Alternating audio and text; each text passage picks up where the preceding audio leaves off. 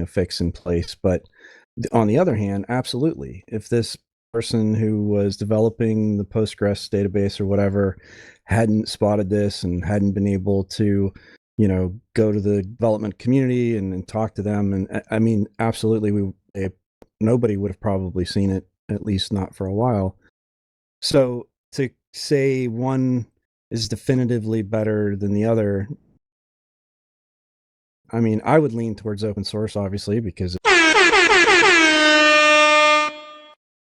Welcome to episode 241 of the LinuxLUGcast. We are an open podcast lug that meets at 9 p.m. Eastern Standard Time every first and third Friday of the month using Mumble. We encourage anyone listening to join us and participate on the podcast. Check out www.linuxlugcast.com for the server details. If you have any questions, comments, or topics you'd like us to discuss, you are unable to join us during the live show, you can send us an email at feedback@linuxlugcast.com. There are several ways you can interact with us, or get a hold of us, or talk to us. You can join our Lemmy community. You can join our Matrix room. You can join our podcast. All these details are on the main website. We also have a YouTube channel, a Peertube channel. What else do we have? We have a Jitsi room where we meet up, as well as a Mumble server where we broadcast audio to each other and record for the podcast. I am your stand-in host. Honkey's not here with us tonight. Along with me are Joe. Hello. Lovecraft. Hello, everyone. Eric. Hello. Mordency. Good evening, everyone. And last but not least, Netminer. Yeah, I'm here. Now, why don't we get into Netminer's situation? I believe you just got a Pi 5, and you were talking about what you plan on doing with it, and I think we went back and forth on email talking about the hardware you currently have, and I think you're going to use the Pi 5 for your main desktop. But you haven't got it set it up right just yet. Did you say you haven't got the case for it? In trying to put the cooling fan plug in, I screwed up the plug, so I'm going to go to a passive cooling case on that Pi 5. And I've got myself tweezers and another Pi 5 main board coming for the case that I already have. So are you talking about the plug on the little Pi motherboard where you plug in the fan? Yes, I'm talking about that. It's up behind one of the USB ports, and my fingers and whatever just didn't get in there. I will take this Pi and put it in a passive cooling case and punt the problem.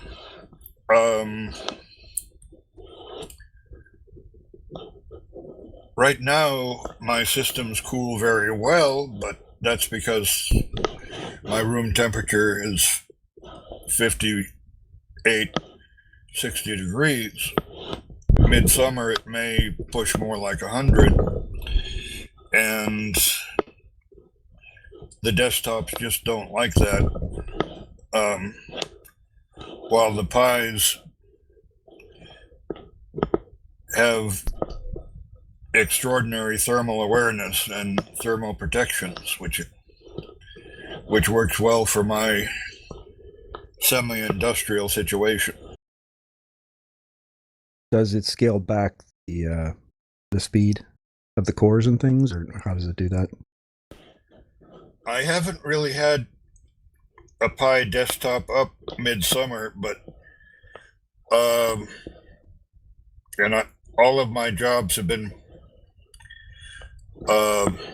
very lightweight for the Pi. I've only set up Pi desktops since MX Linux came out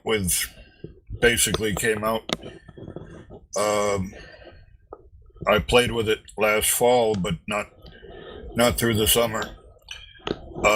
Yeah. And again, my primary use case for everything is 1080p or less, and like YouTube video and such.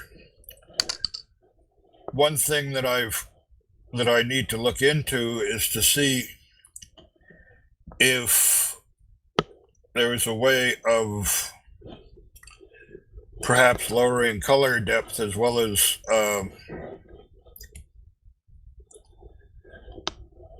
so I wonder if I could get back any performance by going to a lower color depth as well as going to a lower pixel count,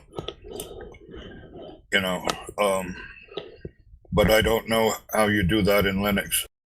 So it's you're looking at it from both angles, both of reducing the the overhead itself, and then also trying to do some active cooling as well, right?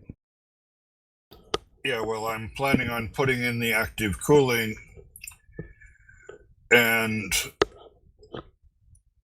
I may, because of cost reasons, I don't have AC. I may also use less window fans, which means that the peak temperatures may be higher this summer and stuff like that. Also, at least under normal conditions, the Pi 4 has produced what I consider adequate video at 720p from YouTube, and as I said during the pre-intro time, I believe Amazon and YouTube limit the rental videos quality for Linux systems to standard definition. Now, we've talked about this on the show before about what we've all done with our Pis as well. I don't know, is anybody here still using a Pi regularly, except for Netminer? You guys are. What is yours running, Joe? Octoprint. Oh, okay, Octoprint. So are you Octopi? Is that what you have installed? Octopi, yeah. And Yeah. I'm just running one with RetroPie. RetroPie for gaming? Yeah, I got the screen for it too. Yeah, I have a little RetroPie set up over here on a 0W that I'm not using because I got the Steam Deck, but I also have this screen right here that it is set up for, which is like an 11-inch screen.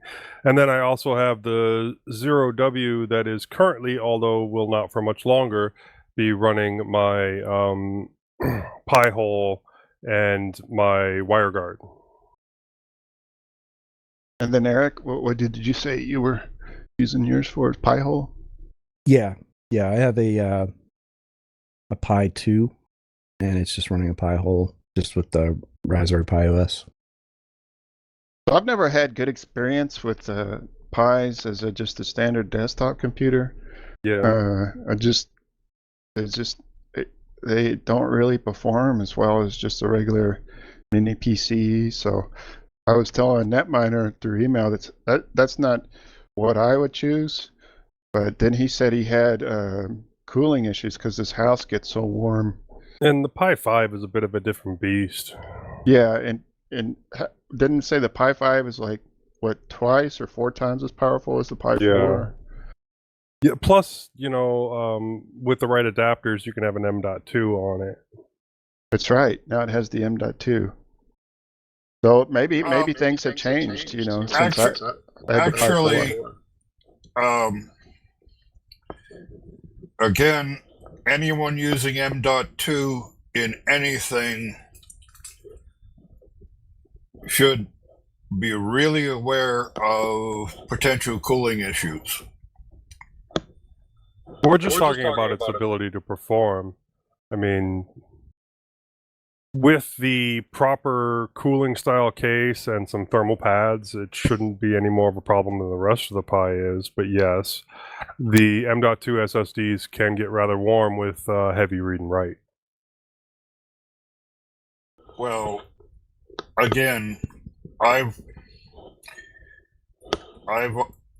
had them just get hot in my circumstances in the summertime, even using them outboard on a laptop.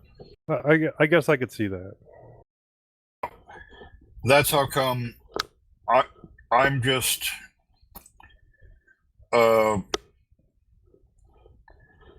yeah, if I was going for the last bit of performance, which I have done in my machines, my minis all have M.2 boot stuff. Yeah, I can understand that. But one of the secrets of the Pi 5 is that it's actually got what's effectively a south bridge, and the USB 3 and USB 2 and your gigabit Ethernet now have their own chunk of I/O bandwidth. They're not trying to split one single smaller bandwidth Pi. So your two USB 2 ports are rated at a simultaneous 5 gig each. Your USB 3s rather. So running an outboard SSD on your Pi 5 is going to be more performant than it would be on a 4.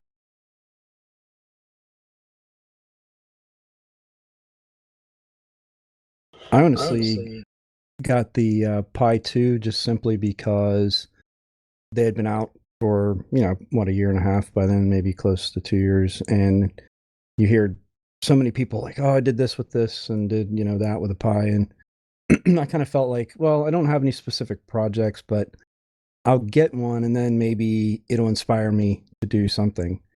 And quite honestly, I got it. I played around with it, installed, the OS and figured out SSH and just sort of, messed around with it and then realized that it isn't going to be a good desktop. And so I wanted to do something with the server on it. And I had heard of Pi-hole, but honestly, I just didn't even mess with it. So probably it sat in my closet for, I don't know, a year, maybe more, before it occurred to me like, oh yeah, I've got a Pi. I should just run a Pi-hole after hearing about Pi-hole again at some point. And so I did that, and that installation is still running like years later. So it's been really reliable, and I've had some issues running Pi-hole because my family members will have something blocked that annoys them. My wife will be like, I have this email from a clothing company or something. I'm trying to click the link to get to their website. And of course, Pi-hole sees it as a tracking link or something. And so it won't load. And I try to explain, well, this is good because, they're trying to track you. And she's like, no. I want to get to the link. Okay. So. Yeah. Right now, I found that with my current Pi-hole setup, I can't access anything at AliExpress. Really? Like the whole website's just blocked. That's weird. I have the Pi-hole set up, but I'm on AliExpress all the time.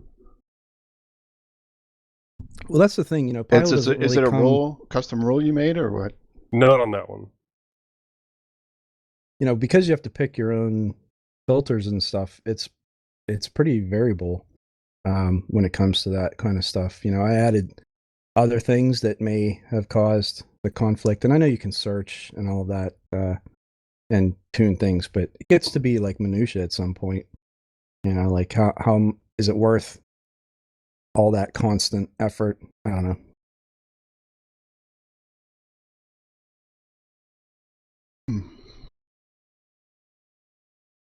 That's strange.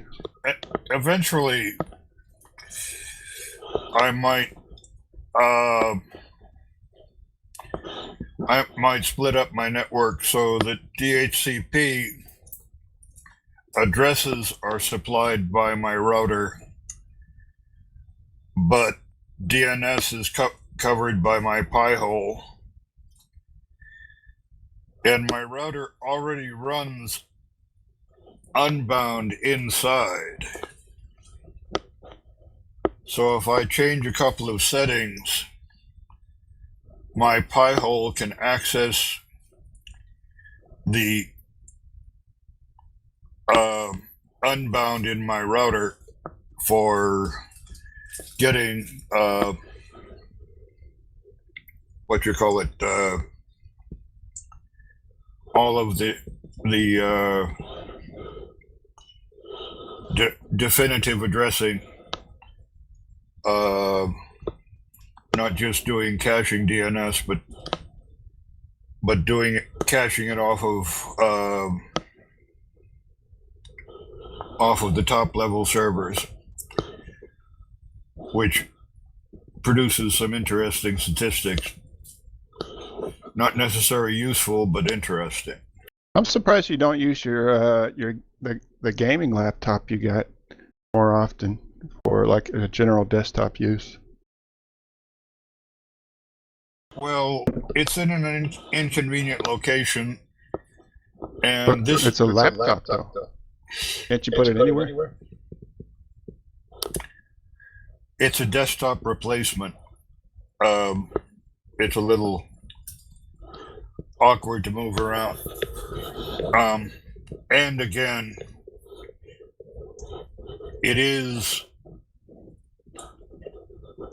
it probably uses more power than the towers that I shut down.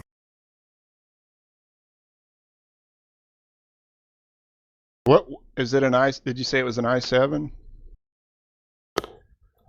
i5. The gaming laptop.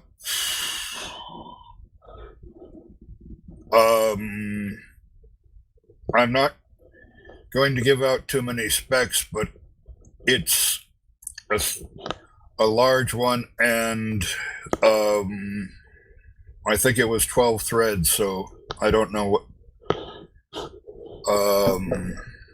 That's what my i5 and my laptop is, 12 threads. Yeah, well, I'm just saying this is a beast, and I'm far happier running my 8 threads on my minis.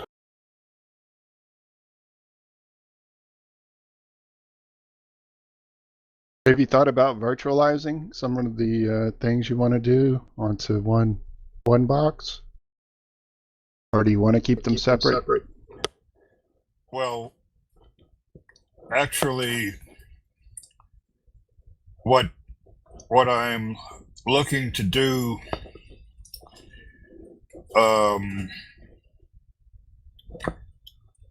is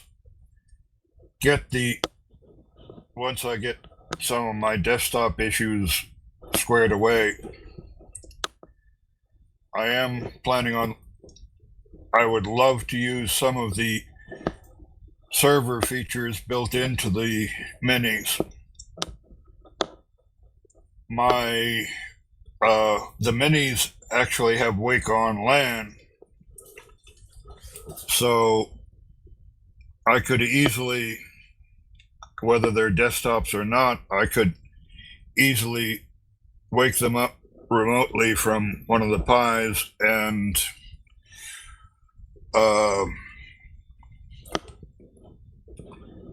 use them and then shut them down, or set one up as a pure server tucked away and just woken up when I want to experiment with some VM stuff. Now, that's been a long-term goal, but I've been distracted by other things. Now, By the way, I am told that the Pi 5 also has Wake on LAN hardware internally.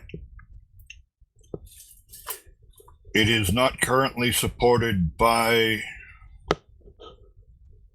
Pi firmware at the moment, but they have Wake on LAN hardware inside. There is also a net boot capability that I haven't been able to explore. So the Pi 5 is getting some industrial server type support. So the new Pi 5, is that your 6th Pi, Raspberry Pi that you have now?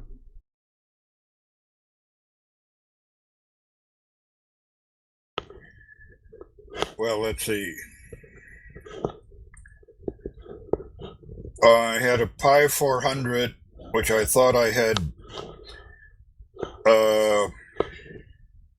issues with a connector. Yeah, did you get that sorted out? I remember that one. It turns out that it's more of a power issue. Oh, really? What the place where I was plugging it in, it was just not happy with the power. When I moved it to a place where it got good power, it was more reasonable. Now the Pi 400 is an all-in-one, which is nice. And in fact, that's largely what I'm planning on using it for. If I have to move a machine down cellar, the passively cooled Pi 400 and a monitor will be a reasonably portable package.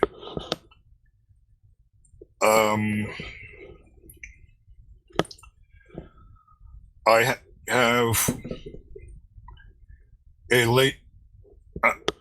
during the shortage, I bought for an arm and a leg up to the knee a 2 gig Pi to use as an apt cache for my x86 machines, and it has been serving well, and it also is now running Pi-hole, although I'm not really pushing it.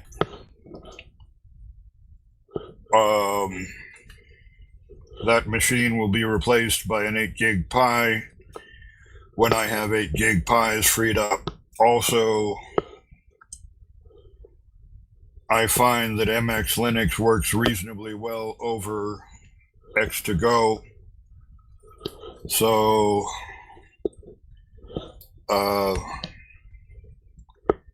and I'm far more comfortable administering machines over graphical user interface, even if they're headless. My 2 gig Pi will be running EndeavourOS server, which is a very stripped down server, and I will be investigating that so I can learn how they created a server that stripped down, and I will understand how to translate that architecture or parts of that architecture to a Debian PiOS Lite configuration. I believe if I explore the absolute minimal server architecture, I will learn enough so that I can configure it on a more general server platform.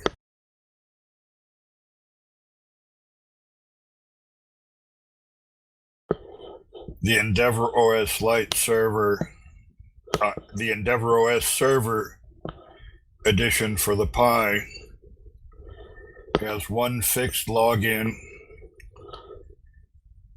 is based on a boot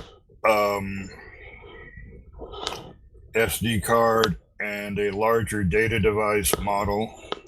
No other devices are supported in the base system. There is a single login for administration and for general use.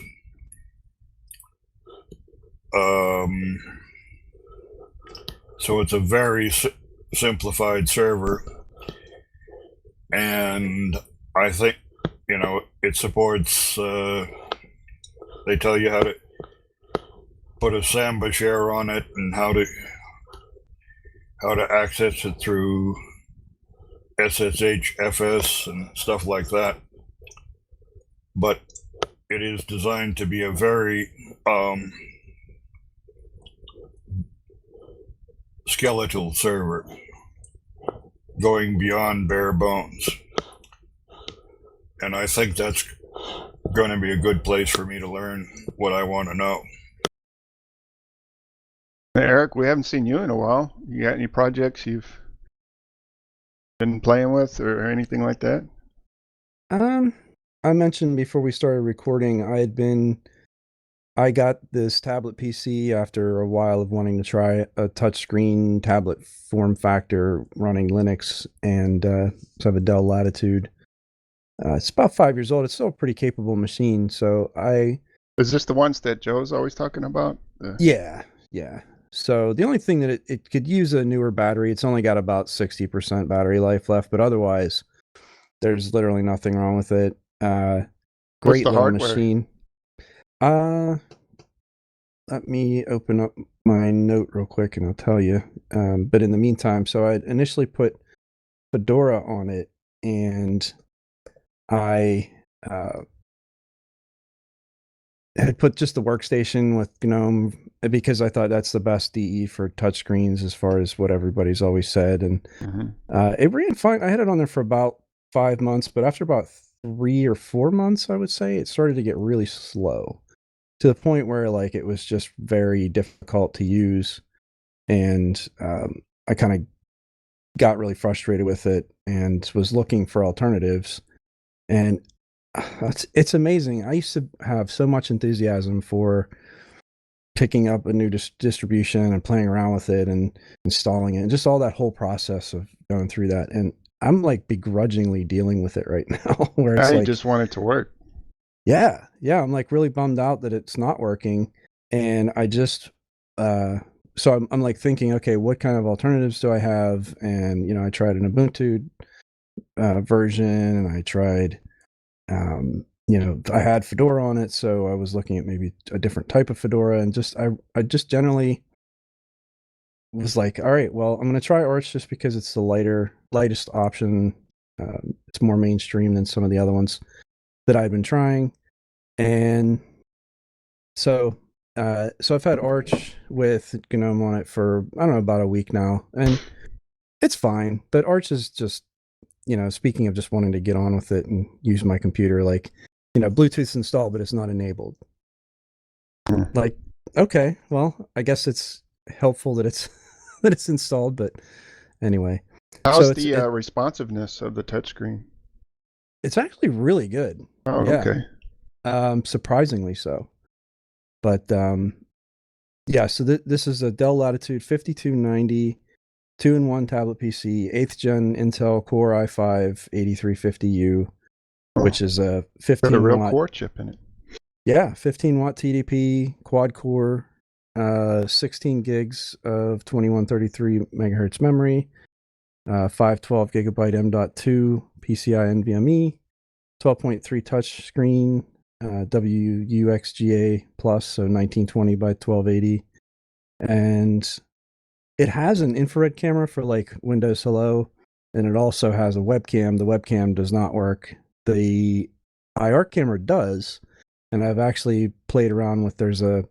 So it's Windows Hello, but there's a open source project called Howdy. You know, just I know that one. And I had it working really well for a while, where you can integrate it with the logon screen as well as like sudo. So, but then it just kind of got flaky on me, and I don't know. I tried redoing the facial profile, and like it just didn't seem like it wanted to keep working properly. So, anyway, like so I've really just been playing around. I think my ultimate conclusion is I can't say that this has been a very good tablet. It's a wonderful thin and light portable. Just as a laptop. Yeah, as a laptop. So it has a really nice keyboard case. Very workable, very usable, very much like I mean, it's almost a complete blatant ripoff of a Surface Pro. Right. Even down to the kickstand. I mean, it's pretty shameless. But the difference being that you can actually service this one. You can open the back, you can replace the battery, you can get to the memory, you can do all sorts of maintenance on it yourself versus the Surface, which are basically glued shut. So you'd recommend it? Oh yeah, It's just a small light laptop. I am genuinely surprised at how well it works given the age and the price, because it was only, I want to say like $200, maybe a little less actually. Yeah, well, Danny, when you came by my place and hung out in my garage to do the podcast, that was that tablet that I had in my hand. Oh, okay. I had just gotten it when you came by. It was the same one he's talking about? Yep. Did you ever open it up to service it? Or Well, did yeah. You ever have to do when I get them, I usually get them without an SSD because it's cheaper. And SSDs cost nothing. So now, is it an M.2 that goes in there, or standard SSD? But it's the short one. It's a 2242, I think. Well, there's a couple of different short ones. There's 2260, there's 2242, and then there's even 2230. It's not the one that's as short as like a Wi-Fi card, which is the 2230. Yeah, it's the one that's slightly longer. Yeah, so it's a 2242. Gotcha. But yeah, it's been a great surprise, honestly. I like I said, if you had bought it strictly wanting a tablet, I think maybe you'd be disappointed because the battery life just isn't good enough, honestly. My Android tablet, I can watch movies on it literally all day long. It never gets hot. It's the better device for that purpose. But if you just needed to pick it up and use it as a tablet for a short period of time, or it wasn't the primary reason you were using it, because I just find myself using it as a thin and light. It's a really nice device for that. 12.3 inches. Runs. Yeah. Yeah, 12.3 inches is big enough that you can actually do productivity work on it. It kind of took over where the netbooks left off because, for a long time there, you couldn't get anything that was a smaller screen size or a lighter device. But now they're more or less everywhere. But no, between that, I gave that one to Jackie for her to use for her stuff. I don't think she actually uses it anymore, so I might eventually get it back from her. But I switched back to my older one, which is the Dell Venue 11 Pro. And I still really like using that one for that one, it doesn't have a lot of processing power, but I mostly just use it for like typing up show notes or watching the occasional video or a little bit of research here and there. Have you replaced the batteries on any of these? Yeah, that's easy. Are they expensive? Yeah, they're getting expensive. As the device gets older and it gets harder to get batteries that are known good or new, they get more and more expensive. So well, you can do the different levels. If you get the cheapo one off of eBay, it's not going to be a very good battery. Probably 40% capacity of an OEM. Then you can get one off of Amazon, which is maybe a little bit better. But yeah, if you get an OEM one, they're like 100, 110, 115. Which is almost as much as I paid for it. Oh, okay. Exactly. Yeah. So maybe it'd be better just to get a broken one, a new or a broken one or something. The other one I really looked at is the Lenovo Mix. No. It was the newer one. It's the Carbon. Like the ThinkPad X1 Carbon. Yeah. That looks like a really sweet tablet. it's just it's a bigger screen. It's but a very comparable device. Like, and I think same situation would probably be a great thin and light. No, I can't think of anybody that's currently making a detachable that has a hard keyboard. Like the Transformer or something? Like the Transformers, like Yeah. the Dell Venue 11 Pro. But the nice thing about those hard keyboards was you could get things like extra storage in them or an extra battery in them. Yep. And that's why I like, one of the reasons that I like the Dell Venue 11. And the heavier keyboard actually makes it so that when you have it on your lap, it's not trying to, wobble or you don't need the fall kickstand sideways. because it's heavy enough to hold itself down. Yeah. I mean, it was an interesting experiment. Certainly, it didn't cost very much. And ultimately, I ended up getting a really nice little system out of it that seems to be pretty solid. My daughter's really interested in something like this for class, for, to be a student. So when she has to start she has a 17-inch old gaming laptop now, which is, I would never expect her to carry that around. Yeah, and so it is seriously not underpowered. Unless you're planning on doing like heavy gaming or something, or graphics rendering, it works. It works fine. Plenty of tabs open and YouTube and all that stuff. Oh yeah. Well, I mean, 16 gigs. That's why I got this one. I waited until I could find the model that had the better CPU and had 16 gigs and 512 gigs of storage. Mm-hmm. I mean, you could put those things in yourself, but by the time you buy them, it was cheaper to just get. I think the RAM is user replaceable. I think the RAM is hard soldered. So yeah, that's right. Yeah, you do have to wait for the 16 gig of RAM model if that's what you want. Yep. No, the 8 doesn't run all that bad, but it's definitely better just to get the 16. I mean, it's like ordering the Dell XPS 13. You're not going to change the RAM in the future, so you best get the one that has all the RAM that you need. Yeah. Yeah, but besides that, I had some Wi-Fi nonsense with the Pi-hole, as a matter of fact. I can't figure out how it happened, but it actually did have an issue with, and maybe there was like a power blip or something happened where it stopped responding to DNS requests. And so, and I had it set as the primary DNS at home. And so it was... Your entire network was... Yeah, so basically everybody could connect to the Wi-Fi, but there was no internet because of DNS. So it took me a little bit to track that down. Just actually like more maintenance, like reactive instead of proactive type stuff. So that's when you get on and you just ping 8.8.8.8. Since it's an address, it should get around the DNS. And if that works, it's your DNS. And yeah. Well, I had just had surgery and I was kind of not thinking all that clearly, and my wife was not happy about not being able to get on the internet. So I was kind of just like, what's going on? Pressure. Anyway, yeah, that's fine. Oh, you should spin up Linux Gamecast for a few minutes. All right, why don't we do that? The Linux Gamecast.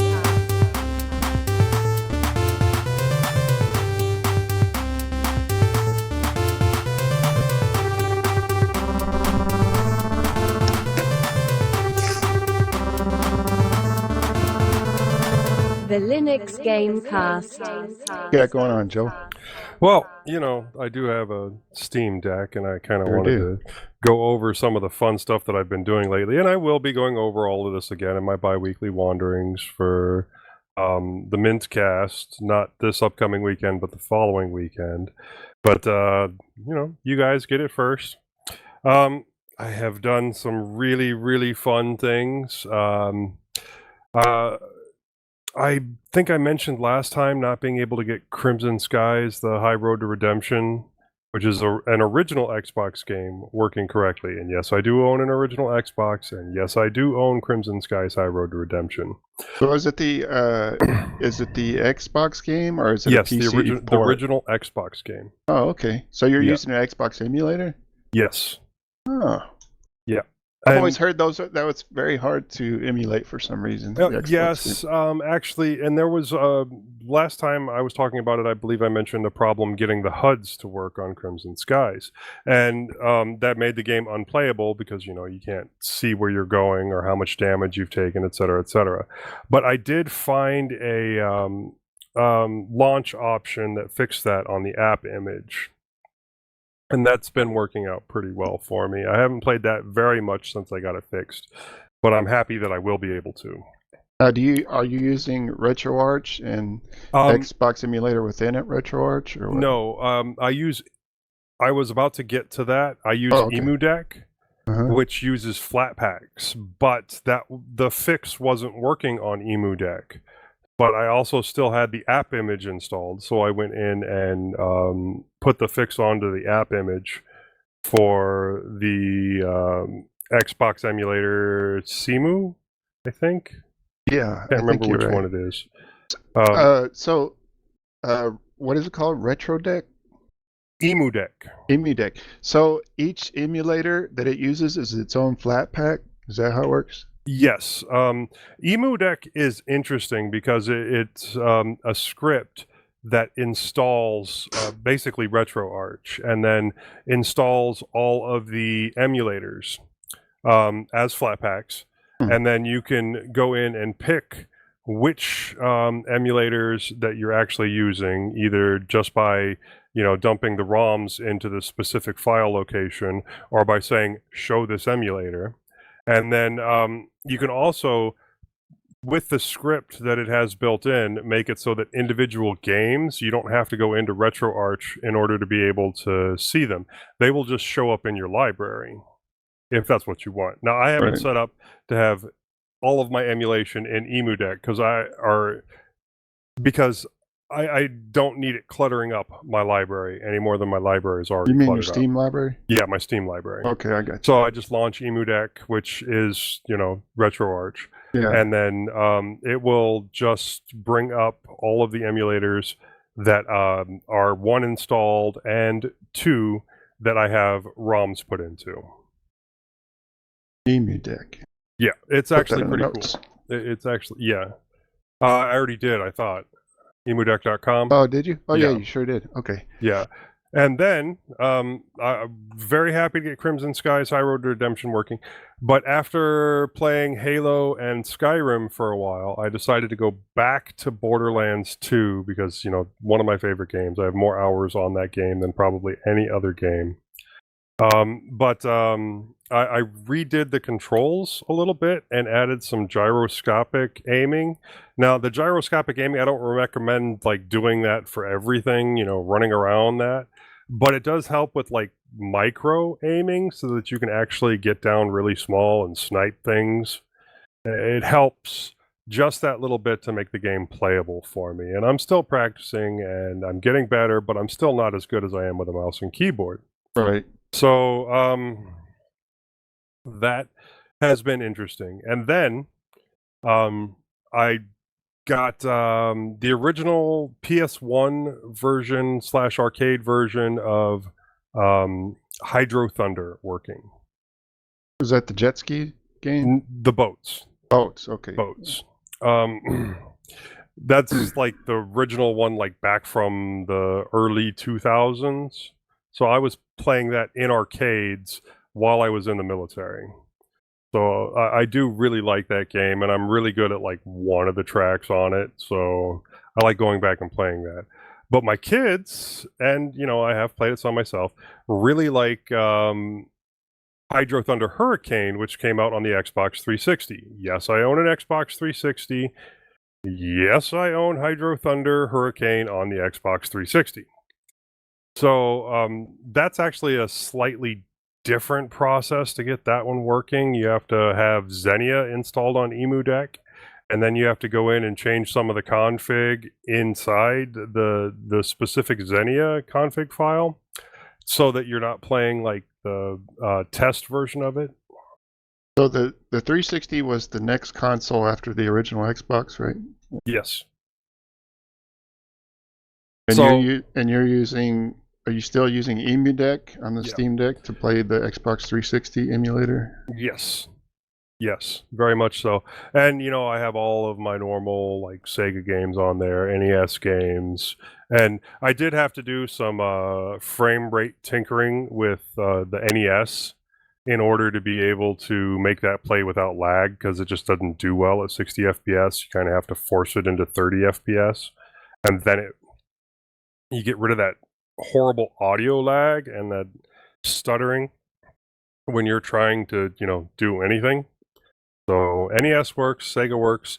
Some of the MAME games work, but I'm still working on figuring out why some of the fighting games don't. I don't know what the issue is there. But Neo Geo is working really well. So I'm enjoying the occasional run of Neo Geo games, and I really like playing Hydro Thunder Hurricane on this specific handheld, and yeah, it is really fun to be able to have all of that in my hand at one time. So you're getting your money's worth for sure then. I think so, yeah. And yeah, I paid like $350 for this. So, and then I saw one on Facebook Marketplace today for $200 with the 512 gig, which is what this is, and then a bunch of accessories along with it. I wonder why they're selling it. They got they said in the description that they got the OLED version and don't need the original version anymore. And I will say that from what I hear, the OLED version does run a little bit faster, and the OLED uses less battery. I have had to do a lot of tweaking on like Skyrim to make it play without being connected to a power supply for more than like an hour and a half. Like the battery just drained super fast.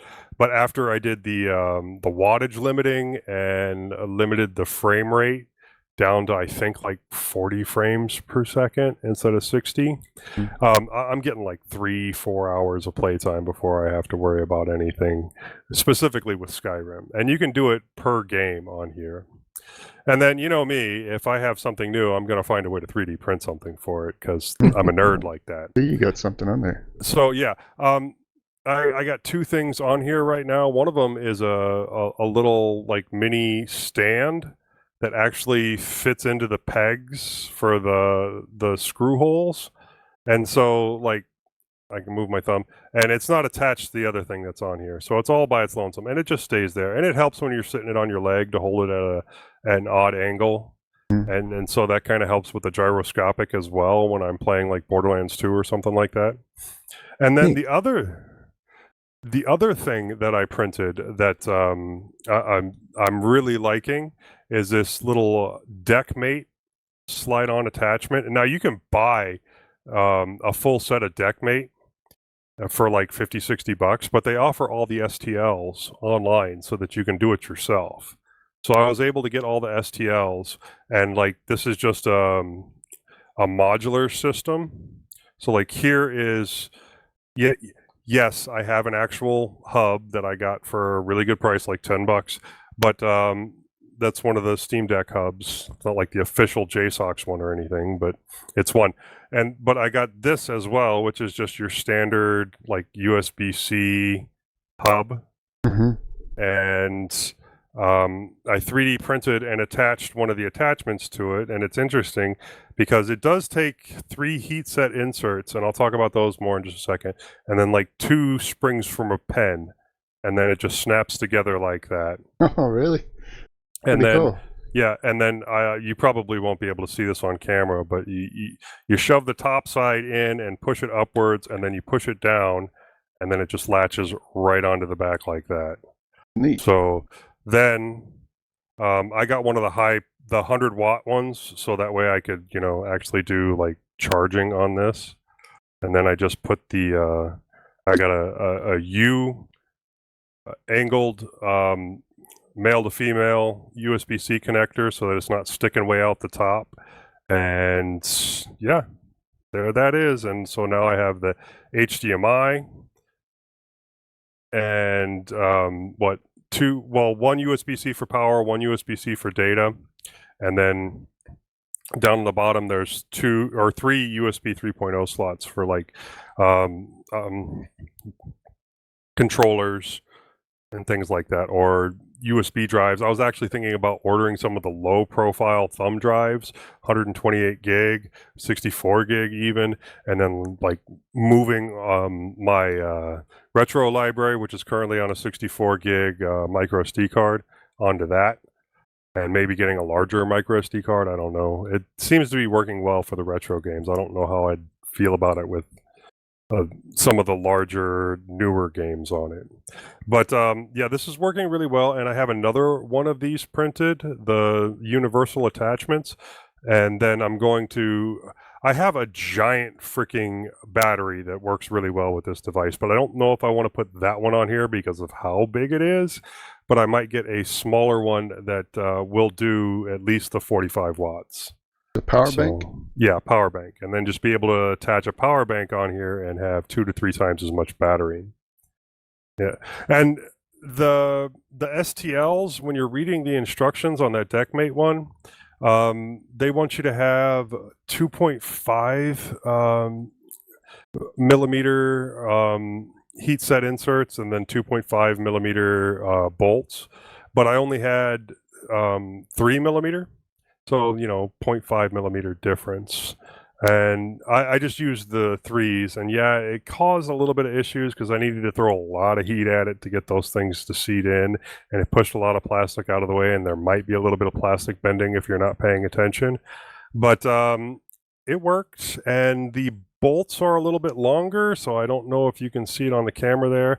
But all I did was put some nuts on there as a spacer so that they wouldn't dig in too far and everything would still sit correctly. Yeah. I could have done it with like washers, but I didn't feel like juggling the washers to try and get everything seated into position correctly. It was just easier to toss a nut on there and have that do it. So, since we're on the subject of the Steam Deck, your review last time? Got like 2,200 views on YouTube. Really? Yeah, but there's some feedback on there. Let's see. I'll go ahead and read it. Maybe you can answer some of these questions. Okay.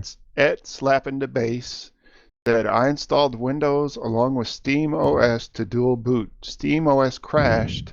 I tried reinstalling it again, and my SSD won't take it. I'm currently about to install Bazite OS. Any tips? I have not done any like full reinstall on the Steam Deck, and I probably won't for a long time, if at all, unless I magically a second one appears in front of me. Then I'd think about doing that. But it's also not something I'm going to go out of my way to install Windows on. Right. A suggestion though, just like a really simple, easy suggestion. Look on Facebook Marketplace, because people are selling like the 256s and even the 512s of the 2230 SSDs that they've replaced themselves. Yeah, it takes a 2230. So people are selling them, and it's not like they reformat them before they take them out. So if you're having trouble getting back to stock Steam OS, go get somebody else's SSD and then just put it in there, and ta-da, you should have the original operating system. You might have to reset it to factory, but that's probably the easiest solution that you're going to find if you're having issues reinstalling. It says several people had suggestions. One guy said, just don't install Windows. Right, that would be my suggestion. And then another guy said, if you must have a Windows handheld, opt for the ROG Ally or Legion Go. Yeah, I remember reading that one. I can't argue with that because it is a more powerful device, and it is slightly, I think, more expensive, but it is a native Windows device. So yeah, I have to agree with that. Go with the ROG. Says they are not too much more expensive and boast more performance, but DEC is the king for plug and play. Yeah. And then he replies, the one that the OP said, I just don't understand why my favorite games from the 2000s and early 2010s, the SD Steam Deck can't handle on Linux. It was the only reason. Say what? He said it was the only reason I installed Windows. Big mistake. See, now I'm going to have to ask, which games won't it run? Because I'm playing games from the early 2000s, and I'm knocking them out. So he said, big mistake. I'm about to back up all my games onto an external HDD and do a clean slate on my Steam Deck and reinstall SteamOS. Or I just might wait for that new Orange Pi handheld with Manjaro OS. And then somebody asked which games specifically, most sub 2000 to 2010 games I enjoy, I just emulate from PS2. Even PC games? And the ones I don't, such as Assassin's Creed, San Andreas, Fallout New Vegas, work just fine. Just some tweaking needed.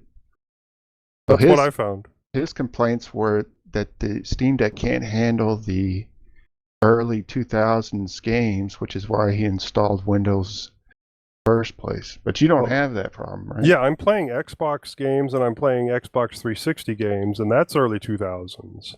I think he means PS1 early PC games. Well, that's going to be...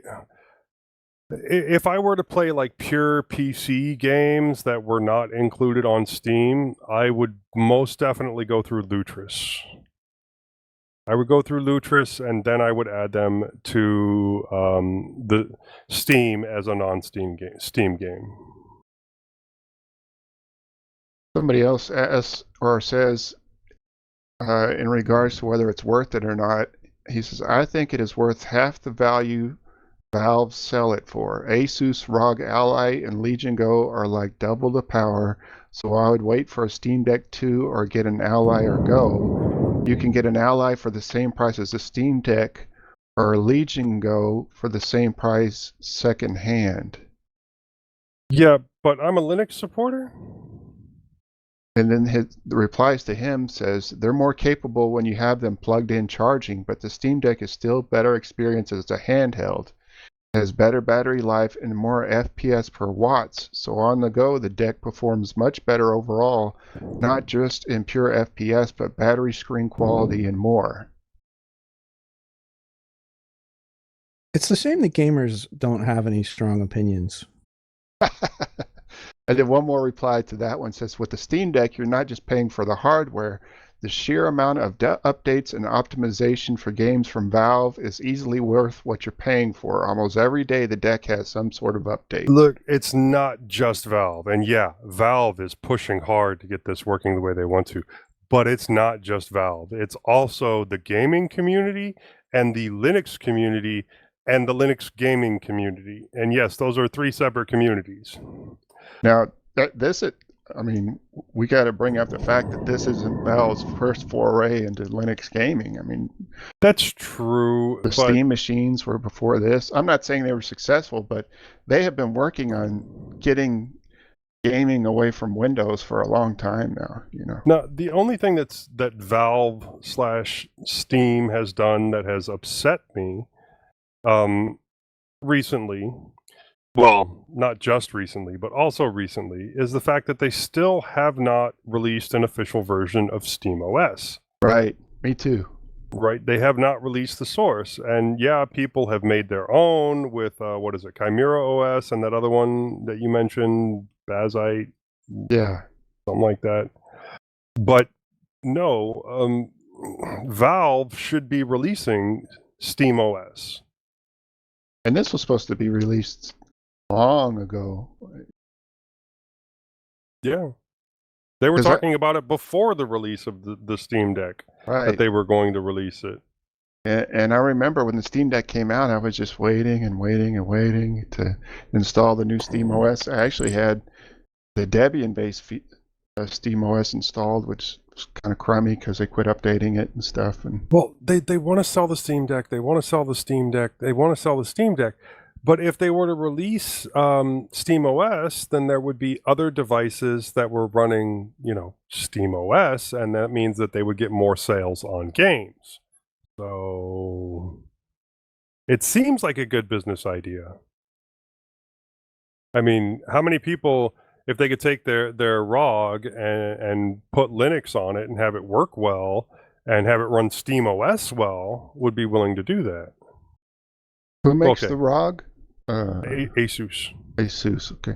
Now, do you think Asus is going to spend the time and resources updating the log? I'm not expecting them to do it. No, I'm expecting the this is community to do it. I know this is not a question I'm asking you. This is, what do you call that question? You're not trying to get an answer, but Rhetorical. Anyway, rhetorical question. Do you think Asus is going to spend anything close to the resources that Valve has spent on the Steam Deck? I don't think so. No, but no, they're a hardware vendor, right? I mean, they're not. Go ahead, yeah, sorry. go ahead. No. We're about to say the same thing, so go ahead. I was just going to say, they look at it from the perspective of Steam Deck to them is providing that hardware and maybe the underlying OS, but they're not going to do anything around the actual gaming itself, right? I mean, they're just giving it to you, and then you have to figure that part out, really. Look, the cheapest and easiest thing for them to do is to license SteamOS and put that on their devices as opposed to, Windows. Then that's what they're going to do, because all they want to do is sell hardware. And yeah, most people are going to be loading up Steam onto those Asus devices and running Steam on there and treating it like a Steam Deck anyway, because Steam makes their games, handheld compatible. So yeah, there are other vendors, but you can add those vendors into Steam Deck, and you can make Windows games play on the Steam Deck. So if Steam wants more sales, then this is what they should do. Make SteamOS available. License it to the big companies and give it to the little guys. It's really not a terrible idea, because it does still put them in the position of funding and pushing forward Steam itself, SteamOS, game compatibility, sort of all the things that's really their area of expertise, while allowing people a choice on the hardware that they have access to. Because just like you were describing, I mean, there is now a variety of options, and what works for a certain person or is attractive to a certain person may not be to someone else. And so instead of locking down all of that good work into just the Steam Deck itself, which admittedly is, I have never seen to this point, and of course I'm not as day-to-day involved with gaming, but I've never seen anybody just outright say they hated their Steam Deck. There have been some things that they maybe didn't love about it or had to adjust to, but ultimately, it is a good product. But at the end of the day, I don't see it as being a problem for Steam to let other hardware manufacturers provide alternatives, especially if they can still provide that experience that people love about the Steam Deck. What do you think Valve's rationale is to not releasing SteamOS? They want to sell more Steam Decks. Think so? That's all it is. Yeah, and I've never seen anybody say that they hate the Steam Deck as a gaming device. But I have seen people talk poorly about the desktop experience. And I can kind of understand that. It is, an arch base, which isn't so bad when you know what you're doing. And then also, it's not a perfect experience, even docked and hooked up to a screen. Now, what's the desktop environment for the Steam Deck? Oh, Plasma, I think? I don't know. Is it? Yeah, it's based on Plasma. Yeah, it looks like Plasma. I haven't dug that deep into it. I've messed around with Dolphin on there, and I installed SSHFS, and I installed Chrome and turned Chrome into a Steam app, or I made it available from Steam so that I can use my device as a media viewer if, push comes to shove. So how would you rate the desktop experience with the Steam Deck? It's not mint. It's not cinnamon. Well, I know that. So it's better then. It's usable. So I would give it a solid 7. Yeah. What are the issues you see with using it just as a standard Linux desktop? Sometimes when it's okay, there's no good lock screen. That's one. That's an important one. It won't boot up directly into the desktop mode. That's 2. Boots into, what is it, Steam's Big Picture or Right, something? and then you have to long press the power button and then hit switch to desktop and wait for it to switch to the desktop. The interface, well, it's actually pretty intuitive, especially for an Arch system. I mean, you don't have to enter in a password to do updates. If you break down to the terminal, then I think you do need the password for installs from there, but it is Arch, and you're better off going through their software tool. Yeah. So what's the can you install like Flatpaks on there and stuff? Yeah, it automatically installs. I think it tries to go for the Flatpaks first. Okay, okay. I think because it's an immutable. Right. So that's the way Fedora, Silverblue, and Kinoite are. It's all Flatpak based. Yeah, which makes sense if everything's supposed to be based around, the big picture mode, right, and the Steam Deck experience. They don't want people going in there and ruining that. So yeah, it makes sense to me. Well, Flatpak. I mean, there's Flatpaks are growing more and more every day, and yeah, but they could have gone with Snap too, and basically gotten the same thing. Well, that would just ruin everything for them then, and just. Might as well throw your Steam Deck in the garbage if you're going to do that, Use it as a door stopper or something. I'm not going to argue with you. You got one more comment, Joe. All right. On the magic of Jellyfin and FFmpeg, I think it was that Mike that was, from the last show that was talking about his server and using Frigate and Jellyfin and all that. Somebody, Joey, Jojo Shabadoo says, the beard on the guy in the bottom left is absurd, all caps, crying, laughing face. I love it. So there you go. He loves it. I love it too. And that's it for comments. But yeah, I'm enjoying my Steam Deck. I'm really glad I kept it. I don't know what I'm going to do next with it, but I'm sure that I will make more attachments for the DeckMate.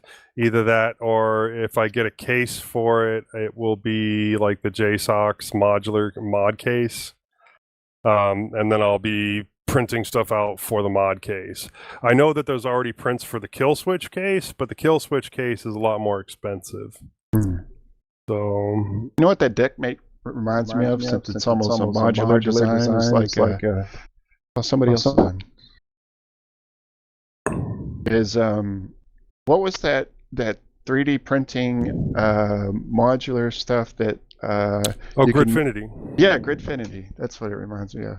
Yeah, I have some Gridfinity right over there. Have you done anything with that lately? Not lately, but it's still interesting. It helps organize my tools. Mike's actually just jumped on. That's who.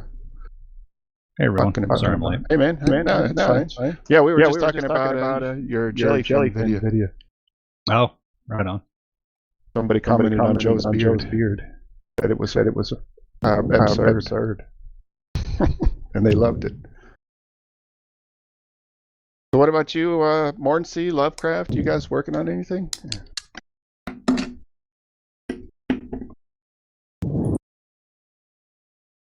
We can't hear you, buddy. No, nothing really today. Just was in an earthquake today, so that was interesting. Oh yeah, I heard about New York that. had a 4.8. Did you feel it? New Jersey. Oh yeah, I was at work. Really? Yeah, we did a generator test this morning, and there was a couple of issues, and a couple of the guys ran into the boiler room thinking something blew up, but just an earthquake, so all under control. Was that the first one you've ever been in, or?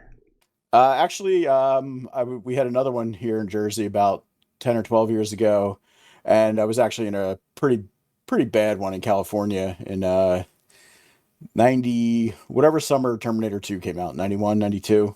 Oh, was that during the World Series or the playoffs when the San Francisco bridge got damaged and all that stuff? That was in the 80s, I think. I was in Southern California. I was in Laguna Beach. Oh, okay. But I was a buddy of mine moved out there right after high school, and me and another guy went out to visit him, and we were all alone in his apartment. Don't know anybody really, and big earthquake. Saw the wall where the wall and the ceiling came together was like moving, so we're like, oh, this isn't good. So we went outside, and a bunch of other people came out, and all. It was a little unnerving. Do you remember the magnitude of that one? Nah, I don't remember. I just remembered a couple days later, Terminator 2 came out. We went to go see it.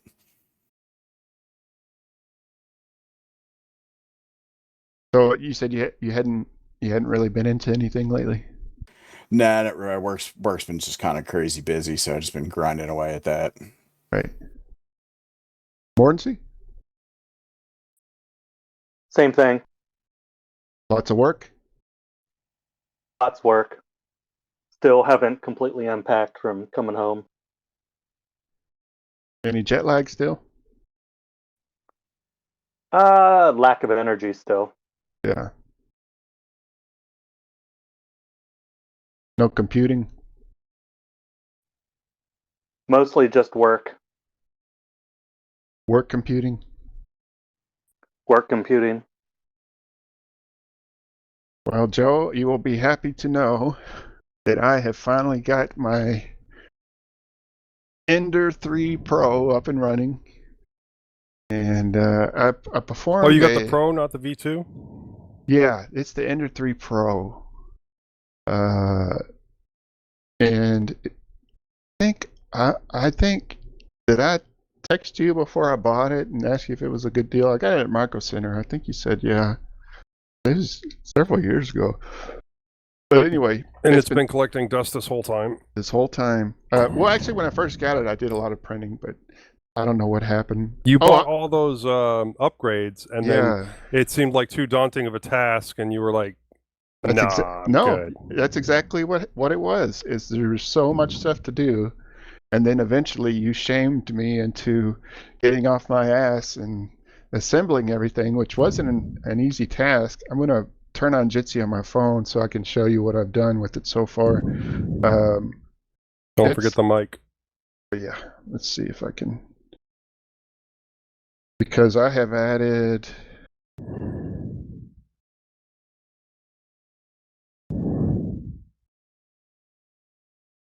Turn off the mic.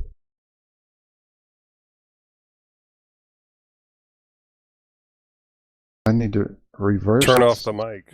Oh, okay. Yell at me. There you go. Turn it so you can see. How do you flip the? Oh, there we go. Okay. All right, there we go. So what I got on it was the new stuff was the all metal hot end. Is it called the V6 or I think V6? There's a bunch of them. I don't know. It's the big one. Spider? No, it's the other one. I think it starts with the. Is it All 3D or Ender or? All 3D is a company. All 3D? Maybe it's the All 3D. Anyway, so if I can kind of get in here, you can see it's got an all metal hot end, but it's got the silicone sock over it, so you can't really see it. But it's the Volcano heat block. Hmm. Well, it's like massive, and so none of the what do you call it? Like the parts cooling fans and stuff I had for it would work on there, and I had to rewire it to do that, and so I don't have a parts cooling fan on it. So I need that. Yeah, I tried to print PLA, and that didn't work. It made like a big mess, and so I'm gonna try PET G. I've got let's see, I've got this PET G. I was gonna try. Because of what I need to print a bracket for the parts cooling fan. So I thought maybe the PET G would work. It should. Without the parts cooling fan. You usually turn off part cooling with PET G anyway, so yeah. Okay, yeah. So let's see. I think, and I reinstalled Octoprint, and I installed a new firmware called Marlin on the Ender. Did you get the bed leveling? So that's another thing I need to print a bracket for, because the bracket that it comes with, because this is so much, it goes down so much farther with the bigger heat block right there, that the bracket that came with the So this is the that came with the bed leveler was. Doesn't reach low enough. Yeah, it doesn't reach low enough. Let's see. About printer. Are you designing it yourself, or is there one available? I don't think there's one available. I think I'll have to build it. So this is Marlin 2.1.22 from February 8, 2024. So I had to build the firmware for it. Hang on a second. Let me. Did you have to move up the limiter switch? Yes, I had to do that too. And the let's see. Yeah, I was going to show you the. I'm not sure where the thing itself is, but here's the bed leveler CR Touch. So this one's made by Creality. It's just the same thing as a BL Touch, you know. It's called CR Touch, but I think all the dimensions are basically the same and stuff. Will you have to do another firmware update once you install that? Yes, so I'll have to go into the config file for the firmware and enable the automatic bed leveler, and then recompile it, and then put the .bin file on the micro SD card, and then power it on. And it says to use what is the Microsoft VS Code? I had to use VS Code to compile the firmware. Gross. And then Platform IO was a plugin for VS Code, and that brings in, because that's how they built the Marlin firmware with Platform IO. So there's already template for it. So once you go through and configure everything, then you just hit build, and it builds it. It's not a big deal. I mean, it's pretty simple, really. And then it's running on this. This is a Orange Pi 0, I believe. So your Octoprint is running? Yeah, Octoprint is running. Oh, that's badass. And so I need to print a little case for this too. And a mount? Yeah, and I want to mount it too. But I had that Banana Pi, and that thing burnt up because it just got so hot. And I even tried to put an ice pack on it when I was like updating the software and stuff. And at one time I just let it down, upgrade and stuff. I didn't have any kind of fan on it. It burnt itself up, and then I put some headers on there and got it working, but the headers were crooked. And so I got a hot air gun and to make the headers straight again.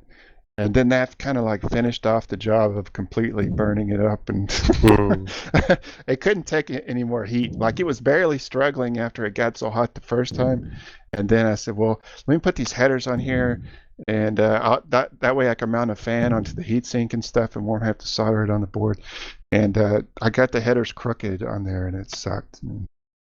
So anyway, that's what I got so far as far as printing. So this weekend I'm going to try to do the PETG.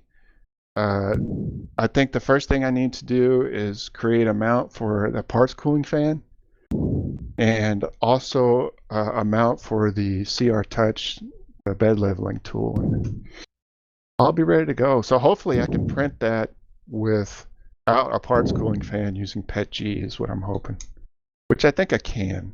I think before, when I print PETG, before I had the all metal hot end, it wasn't easy.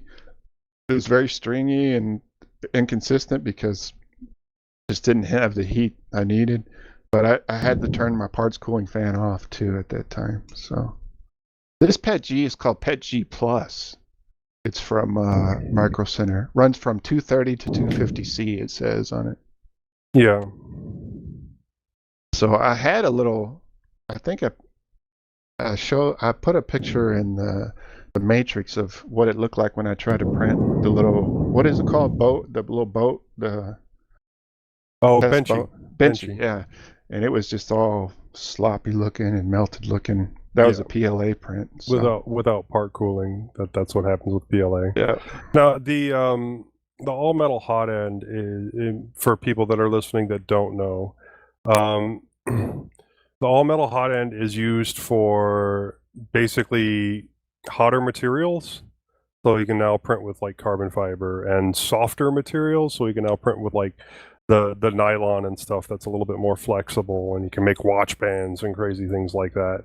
It's actually really cool. Yeah, I'm looking forward to it. Yeah, but you definitely, for PLA and for nylon, I think you need the part cooling. And I think that's most of what I have is PLA twos on rolls. I keep it in a container with a big bag of what is that? Yeah, silica desiccant. And actually, I need to reactivate that desiccant. It's starting to turn pink, and it's supposed to be blue. It said you can put it in the oven at like 200. Or hide it out that way. Or microwave. Oh, really? You can do it in the microwave? I didn't know that. So, yeah, this weekend I'm hoping to get back into some 3D printing because I really need cases on a lot of my little mini PCs. I did get an enclosure, but I haven't used it yet. But an enclosure is what you need if you're planning on printing anything like ABS, because it needs those more stable temperatures. Right. So I would say that you could probably do ABS with minimal part cooling or no part cooling, but you can't do it where you can get like errant breezes or anything that could change the temperature of the ABS while it's printing, because it shrinks and it grows. So if it happens mid-print, it's gonna mess crap up. And one more thing I'm gonna add to the printer is this. I made this little light. I don't know if you can see it. It's one of those LED chips. But I found this heatsink. I think this came off of a mini fridge, because this light gets so hot. It's a 12 volt 1 amp light, so 12 watt LED chip. And then I got this little, let's see if I can show a little 12 volt fan too to go, because isn't the power source 12 volt on the Ender? Or is it 24? I think it's 24. Oh, is it? Well, yeah. Because I couldn't use the same thermistor and heating element from my monoprice Maker Select V2, which is 12 volts. So it's got to be 24 volts. What I'm going to do then? What I did for a lighting was I went to 5 and Below, and they have these little LED strips, like made to clip on top of a laptop.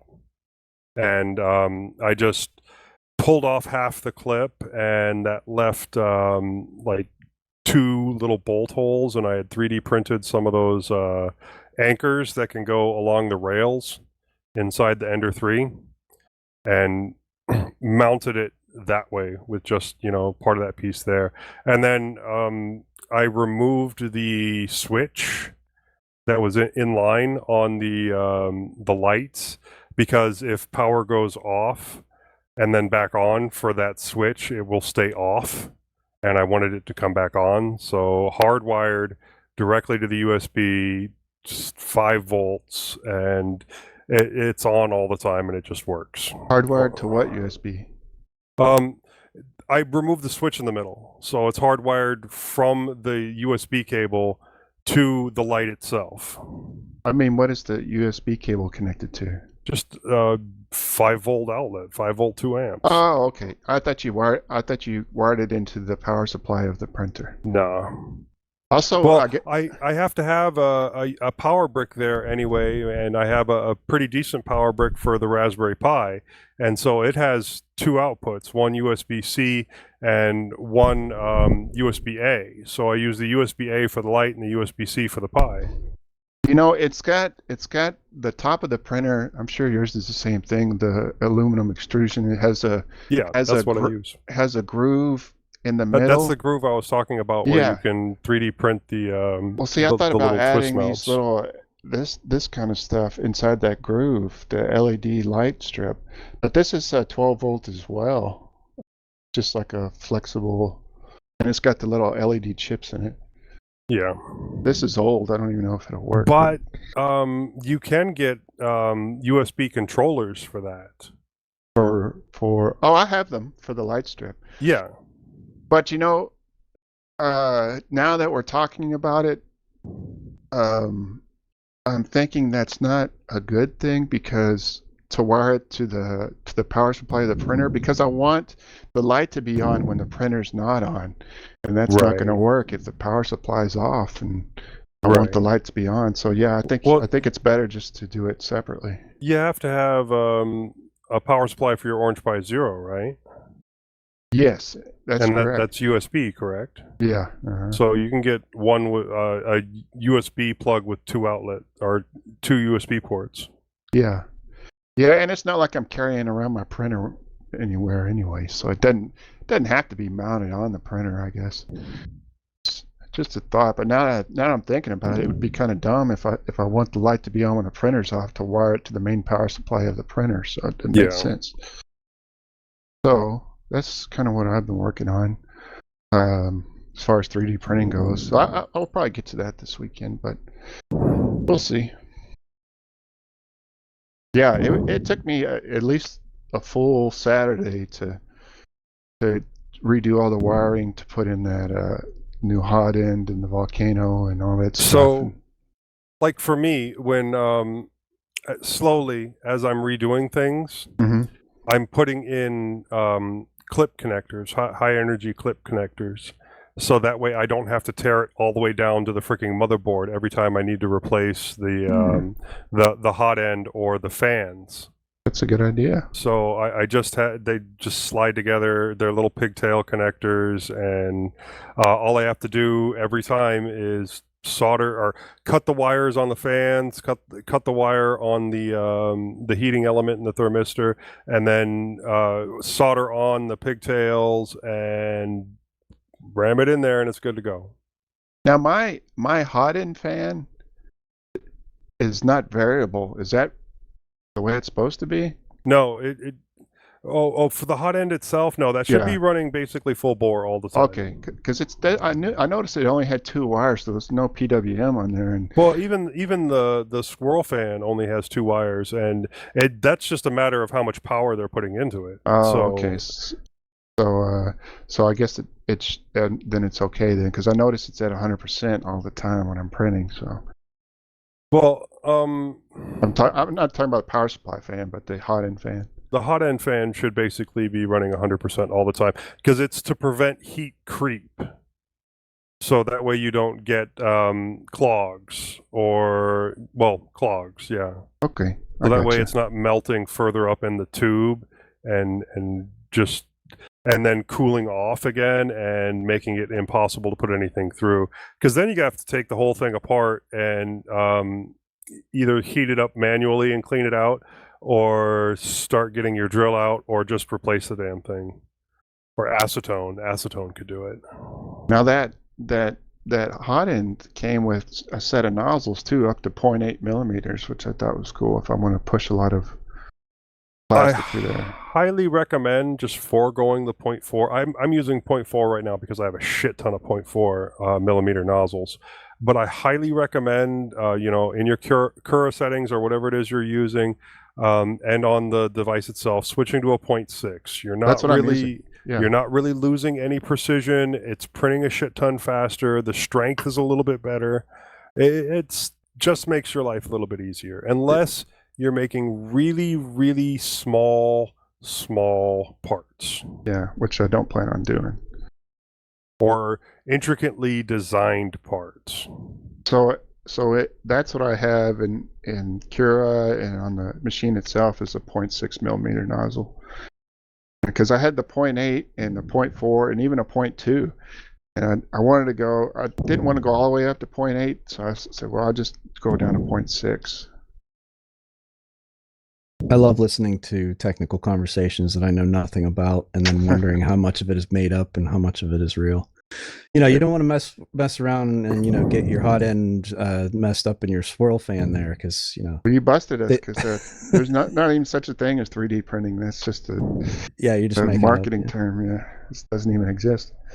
Yeah, well, I had replaced my squirrel fan with one of the straight fans. Well, it's a little box fan, but with one of the straight fans. And I did get a couple of the Noctuas, which I have not put on there yet, because I realized that most of the noise that I'm hearing isn't actually coming from those 2 fans. It's coming from the power supply fan.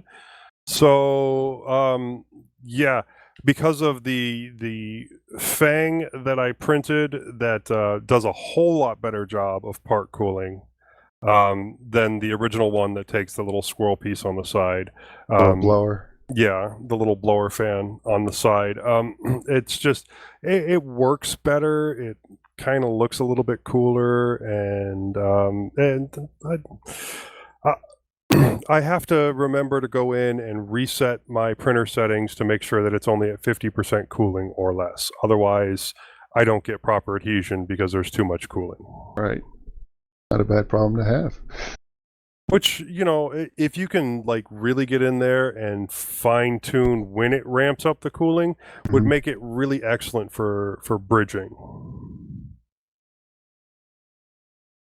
So, Mike, anything in the world of computing? So what have I been working on? That program I told you guys about a couple episodes ago. I guess was it last episode? Yeah, it was last. Oh. It's been a while since we had an episode. That's just the way the weeks worked out. Yeah. So yeah, I'm still working on that program. That's the video conversion. What's that? Is that the video conversion tool? Yeah, the automated automated program where it rips all the picture movies and then encodes them using FFmpeg, and then puts them in a Jellyfin. I got about a couple hundred movies through ripping and encoding, and then realized that a couple of my FFmpeg settings were wrong. After how many movies? Yeah, a couple hundred, about 150. But I went back through and I determined what the problem was. So now I'm writing a little fix-it script that'll go through and rip out the parts in the MKV container file that are causing the issue. So still doing work on that. And then finally, this last week, I was able to install some solar panels to my I made a kind of a DIY power wall. So I got some solar panels installed into that power wall, and I'm now powering the whole downstairs of my house off of that. Really? Hold on. You skipped over something very important there. Yeah. DIY power wall. Okay. Is it like 1600, 18650 batteries or something? No. Tell me. No, this isn't using any of the dangerous lithium-ion batteries, 186050 batteries. This is all lithium iron phosphate batteries. Oh, LiPo. Yeah, LiPo. Yep. So Yeah, you ordered these specific LiPo batteries that you haven't put in the show notes yet. So that is, where is that? Right there. That is my. And then on the other side of that, you can't see, but it has the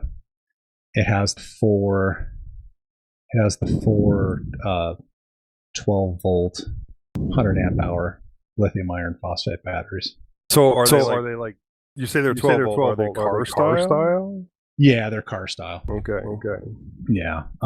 Two of the batteries are the Battleborn batteries, which I'm not going to buy any more of those because they're just way too expensive. And then two of the other ones are, can't remember, but they're a lot cheaper. They're prismatic batteries.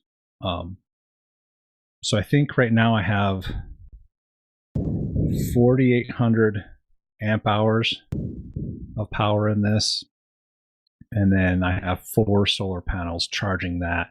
The inverter that I have hooked up to it is just a 2,000 watt solar input, and then max solar input, and then 3,000 watt max AC output.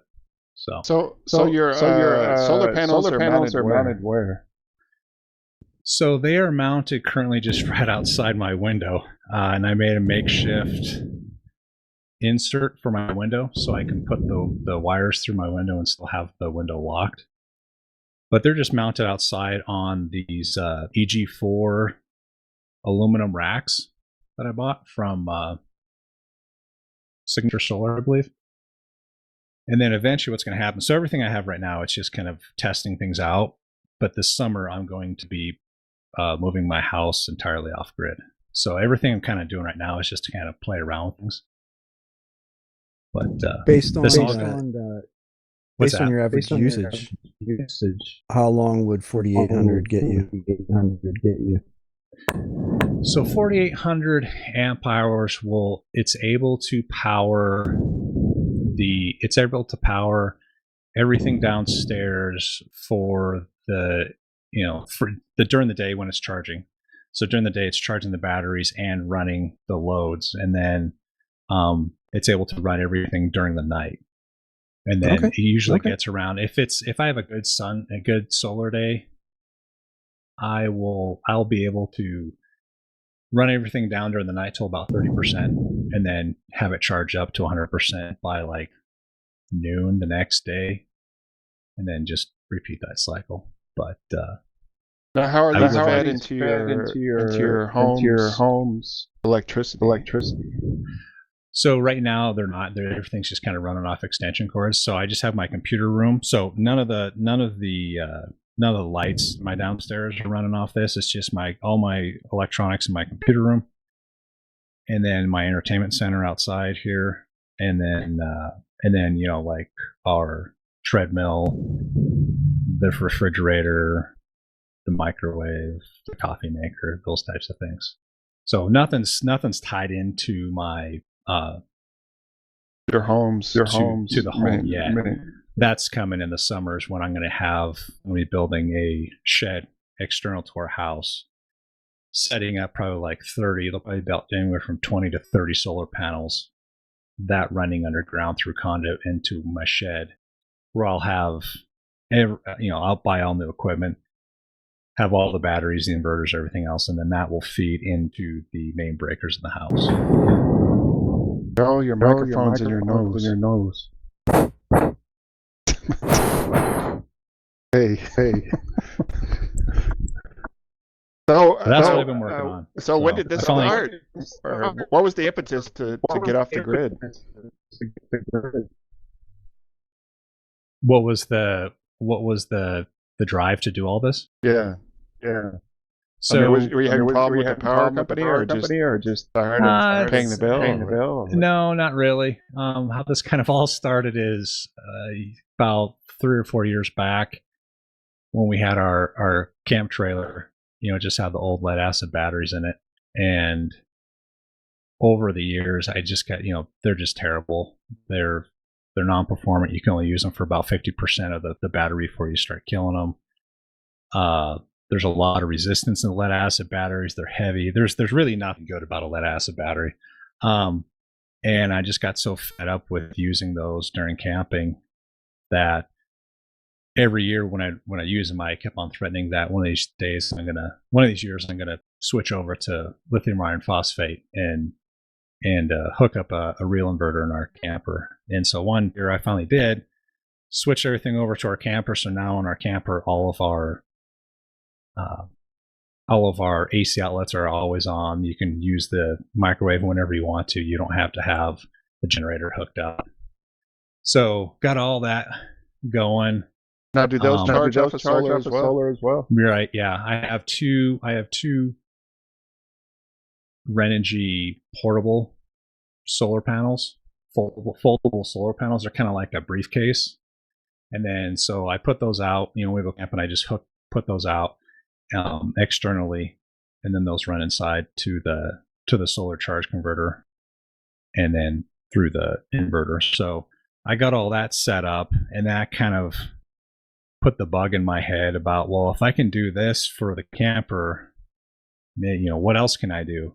So I've been doing some bunch of research over the years and watching a bunch of videos and kind of tinkering, and that's what started me this last winter, is when I built this DIY power wall. So with that, I just kind of testing things out, and then after this, I'm going to just be expanding this and building a DIY power shed after this. So, but that's exciting. Yeah, so exciting. It's going pretty good. I want schematics. You want schematics? I want All schematics. right. Post them on GitHub. There you go. But yeah, it's been real exciting. Learn a lot about electricity and Have you been shocked yet? I have not been shocked because everything I've been doing right now up until this point is either 12 volt or 24 volt. When I set up our off-grid stuff to our house, I'll be doing 48 volt, which is where you get into where you have to be careful about. If you touch things that are live, you will get shocked and electrocuted. But like now, I can go and touch anything, and as long as you're not shorting something out with metal, you can touch anything right now, and it's as long as it's not the AC side, high voltage. What about when you hook up your dryer? The dryer? 240 volts. Well, he's talking Right, about the that's- DC. that'll be not AC. That'll be AC. But all the DC stuff, and actually DC is more dangerous, especially on the solar panels. So I have my solar panels right now that I have coming into my power wall. They're all in series, so I think right now 3 times 4, so they're up into about like 130 volts, 140 volts. Yeah, and you have to be careful with that because DC power is a lot more. People don't realize this, but DC power on high voltage is a lot more dangerous than AC power because when you get an arc started, it's very hard to extinguish an arc in DC. So that's when the solar panels that run into here, they go into actually it's their own little breaker box, and it's able to extinguish the arc. So when you switch the panels off and on, coming into the power wall, it actually has a kind of like spring loaded. So you just go to turn it, and it doesn't actually switch until that spring snaps over, and that way it can extinguish the arc if there's an arc that ever gets formed. So, but yeah, have not gotten shocked yet. I hope not to, but I have had some pretty good arcs. When things are metals touching other metal that's not supposed to. Yeah, especially with the batteries, when you have that many amps going through, it can make quite the spark. It's a good little hobby. Now you said you're planning on getting completely off the grid. Does that mean water too? We run on a well. Okay. Yeah. So we run on a well, which that's the one kind of outlier right now where I have a pretty good understanding of all the loads that we need to supply in our house, except for the well, because our well is 300 feet deep, and I'm not quite sure what the usage of that is. So I'm imagining it's probably a couple of thousand watts when that pump is running. So. This is exciting. You can get some tools to measure that. Right? Sorry, you cut out there. What was that, Joe? You can get some tools to measure that. Yeah, well, that's how they have. I can, but right now it's kind of tough because how our well is hooked up, it's coming off the main breaker on the outside of the house, and so I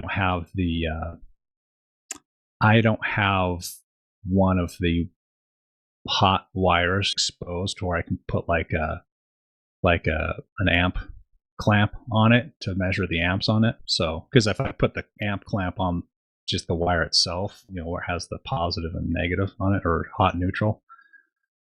Get to stripping. Yeah, I'm not going to do that yet, but yeah, at some point I'm going to have to go out there and actually get down and dirty and measure it. So, but yeah, our well pump doesn't actually run off of a breaker that's inside the house. It comes off the main line on the external side. So. Now, do you plan on feeding any power back into the grid? No, the power company can get bent. I'm going to stop you right there. I don't know what state you're living in. Montana.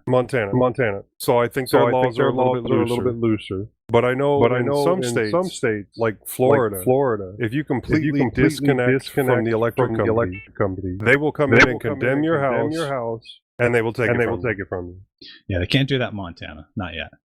Now you got some wicked feedback coming. Can y'all hear that? I think it's Joe. It's not me. No. Are you talking about the echo? Yeah, the echo. That's Mike. I've been muted half the time. I'm hot muting. Oh, it is Mike. Yeah. Huh. Okay. Like Yeah, I I can hear I can hear myself when I'm talking now, but on a delay. Yeah, I've been having a problem. I got this new Focusrite thing, and I've been having real weird issues with it. Yeah, What is let it, me. Joe? Joe? It's feeding the audio back through your microphone. Yeah, that's weird because I'm hooked into the monitor on the Focusrite. So I know there are some headsets that do that. Let's do this. I'm gonna bomb out real quick and just hook back into the USB on my microphone because I know that'll work. Okay. So, I'll be right back. Anybody else here dreamed of being off grid? I always have. I want solar. I would love solar, but I know I couldn't go off grid. I'd have to stay connected. I think, yeah, exactly right. I would like to be as independent as possible, but have the ability, especially being in Florida, where if there's any kind of a storm, like we could be off, have no power for, days at a time. Well, my problem here in Texas is everybody wants to, give me solar, but there are so many scams that I can't trust any of these people that just walk up to my damn house and let me give you solar. It won't cost you a thing. Go fuck yourself. That excuse my language. That's how you end up with a lien on your house and somebody owns your house for like $10,000. No, I am not giving you my house. Go away. Maybe I'm just paranoid. Now, do any of y'all have HOAs that have... I have an HOA. Because don't we have a law here now that HOA can't prohibit solar panels? I think so. There's not many houses in my HOA that has solar panels, but I think there might be some requirements because you can get like different colored solar panels and things. Right. I know Tesla had those solar tiles. Oh yeah, Tesla. The roof tiles. Yeah, and I don't think they're as efficient, but they do, look more like a real roof. Yeah. So I don't know, and they're extremely expensive, and I don't know if I can crap $30,000 to get my roof done. It's cool though to think about just not getting a power bill anymore and having a well to get your, like my place in East Texas, we have a well out there, but we're still on the grid for power, Yeah. I think that's probably the single greatest concern for me because it's happened like 3 times since we've lived here where the power's been out for 5 days or more after a storm. Even if there's no damage to the house, you really can't be here in August without air conditioning. I mean, you can. The question then becomes, would your solar panels survive a hurricane? Well, yeah, because it's not even necessarily that there have been like really bad storms here. It's just enough to knock out the power, and it takes FPL. You're talking to a couple of guys from Texas that lived through Snowmageddon. Oh yes, that was sucky. Yeah, it was. But no. Like, I would prefer over solar panels in this area. Like, I would prefer like a wind tree. Mm-hmm. I'd like to replace my 2 trees out front with wind trees. I don't know if you guys have seen those. I think they're more popular in Australia. But basically, they look like almost like a tree, and a bunch of small blades that spin all the time. So yeah, I see them. Yeah, they do look like trees. Yeah, I'd love to do something like that, but those are expensive too. And then 2 of them might cover my needs, maybe. But I've never seen those. Just because I think that the maintenance on those is probably going to be a little bit easier overall. Even if it loses some efficiency, it's not going to be as bad as like solar panels after a decade. Yeah. And I like that they are different sizes, so you could really sort of mix and match. And yeah, I mean, it's not like there'd be zero maintenance, but I think parts overall, if you had to like replace one of those little pods, that looks like a leaf, that would probably be way cheaper to replace than an entire solar panel. Yeah. And I agree with you. I think if you have enough, we have enough thermal energy in the atmosphere here that it's very rare that it's a completely still day, and frequently there are days where it's 10 miles per hour, 15 miles per hour, and that's good for generation. Well, especially because of like where my house sits in relation to the alley, you get a big wind tunnel that comes right up my alley. So if I can like have that somewhat close to the side of my house, then yeah, it's going to power everything. And yeah, there's plenty of sun here too, so the sun could do it just fine. But like I said, I have my concerns. One, about solar panels in general, and two, about the process that's used to create solar panels. I mean, you have to do a lot of mining to get all the materials for those solar panels. So I don't know if the wind tree is actually any better. I just think it would be a little bit more sustainable in the long run. I think ideally I would want sort of a mixture, right? Enough wind that you could have enough. I mean, it's all about worst case scenario, Balance, right? yeah. There's no grid power, your batteries aren't charged, but you can still get some amount of power, even if it's a cloudy day, like to just have sort of some redundancy, I guess.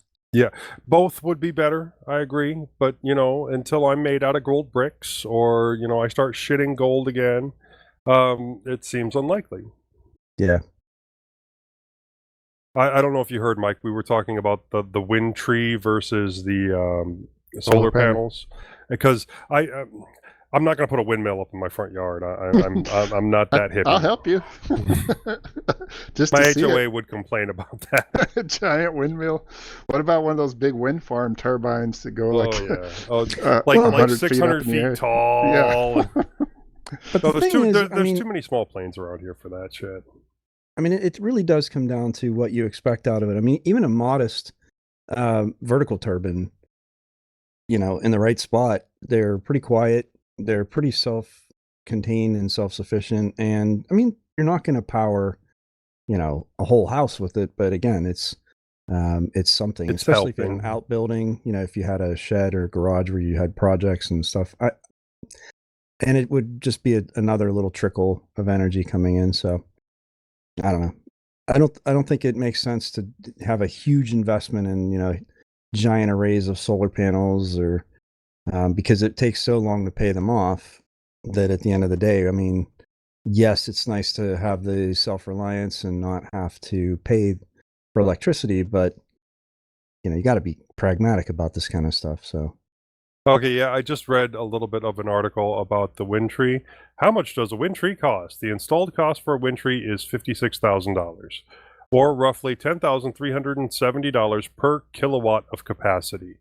Utility scale wind turbines are installed at a cost of roughly $1,690 per kilowatt hour, or per kilowatt of capacity. The wind tree is 6 times more expensive per kilowatt of capacity than utility scale turbines.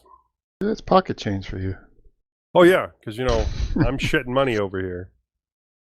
Richie Joe. the truth is, absolutely, if I happen to have money, the proverbial win the lottery or whatever, like I would definitely, if I had the money to with it, I mean, I'd have a power wall, I'd have whatever the technology was.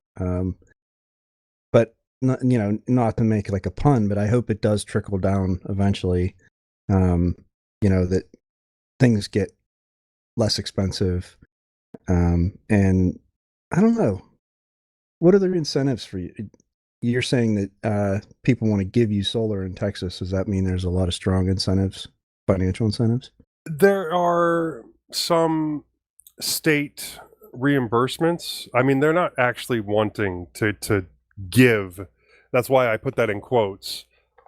Solar panels. They're saying that the tax credits, solar panels, between the tax credits and the amount that you're going to save on electricity, will net zero over a 15-year time span or something like that. But you still have to. Now there are some that saying that you don't have to do it with a refinance of your mortgage or whatever. But like I said, I don't trust any of them enough to be able to go along with whatever scheme it is that they're saying that I'm not going to have to pay any upfront cost or etc. I'm especially not trusting someone that just walks up to my door to do it. Yeah, I wouldn't trust anyone right now. And the companies, I contacted a couple of local companies to see how much it would cost for them to do what I want to do. It was ridiculous. They wanted like $350,000. Holy cow! I'm like, it was just stupid. Yeah. It was stupid expensive, and they're going to use some of the Tesla Powerwalls, and we're charging double for the Powerwalls what I could just go out to Tesla's website and buy it just straight from Tesla and have it installed. And I asked them why do you guys charge double, and they couldn't explain it. It's almost highway robbery at this point. And another major thing here in Texas, the state of Texas is notorious for this kind of crap. And I will point out two circumstances, but what they do when they find out that they're not getting the maximum amount of money that they can out of you because you have something like an electric vehicle or solar hooked up to your house, it's not happening right now because of, the kickbacks that we're getting, but it eventually will, is they will tack on fees and or taxes until it matches what you would have been paying in electricity anyway, or gas, as it were.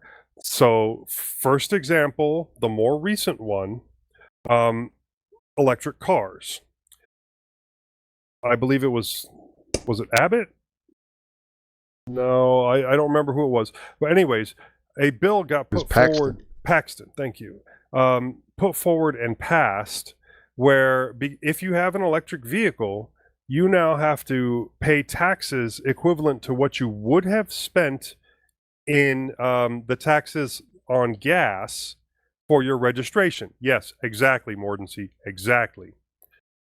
So all that money that you're saving not paying for gas taxes, you are now paying for registration fees, despite the fact that you're still paying for the electricity that goes into your vehicle, which you're paying taxes on.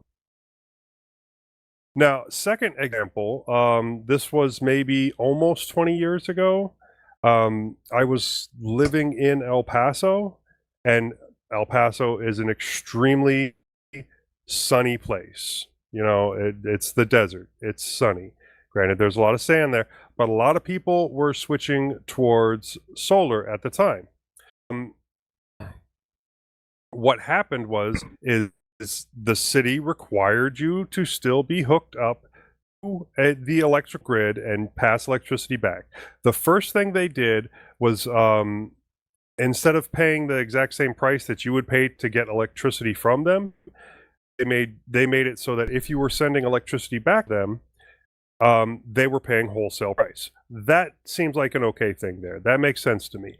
But then what they did was, for anybody that had a solar panel that was hooked up to their grid, they charged a monthly connection fee, which eventually came out, because they kept upping it, to equal what you would have normally been paying for electricity every month. So what's the point in having solar panels if they're just going to charge you that?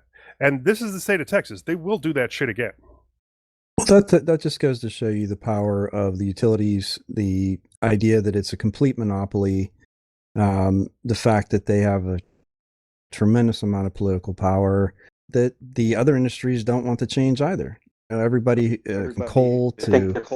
I think it's the power of every company that has lobbyists, every multinational company, whether it's, I won't mention names, whether it's food monopolies or grocery monopolies, all of it. Yeah, Medical. I agree. Yeah, food is becoming a really bad one. These conglomerate grocery chains are really milking people hard. We recorded record profits. We also recorded, record price hikes. Yep. It's 10:30. Y'all want to talk about the movie? Heck yeah. Absolutely. All right, let me start the LinuxLUGcast.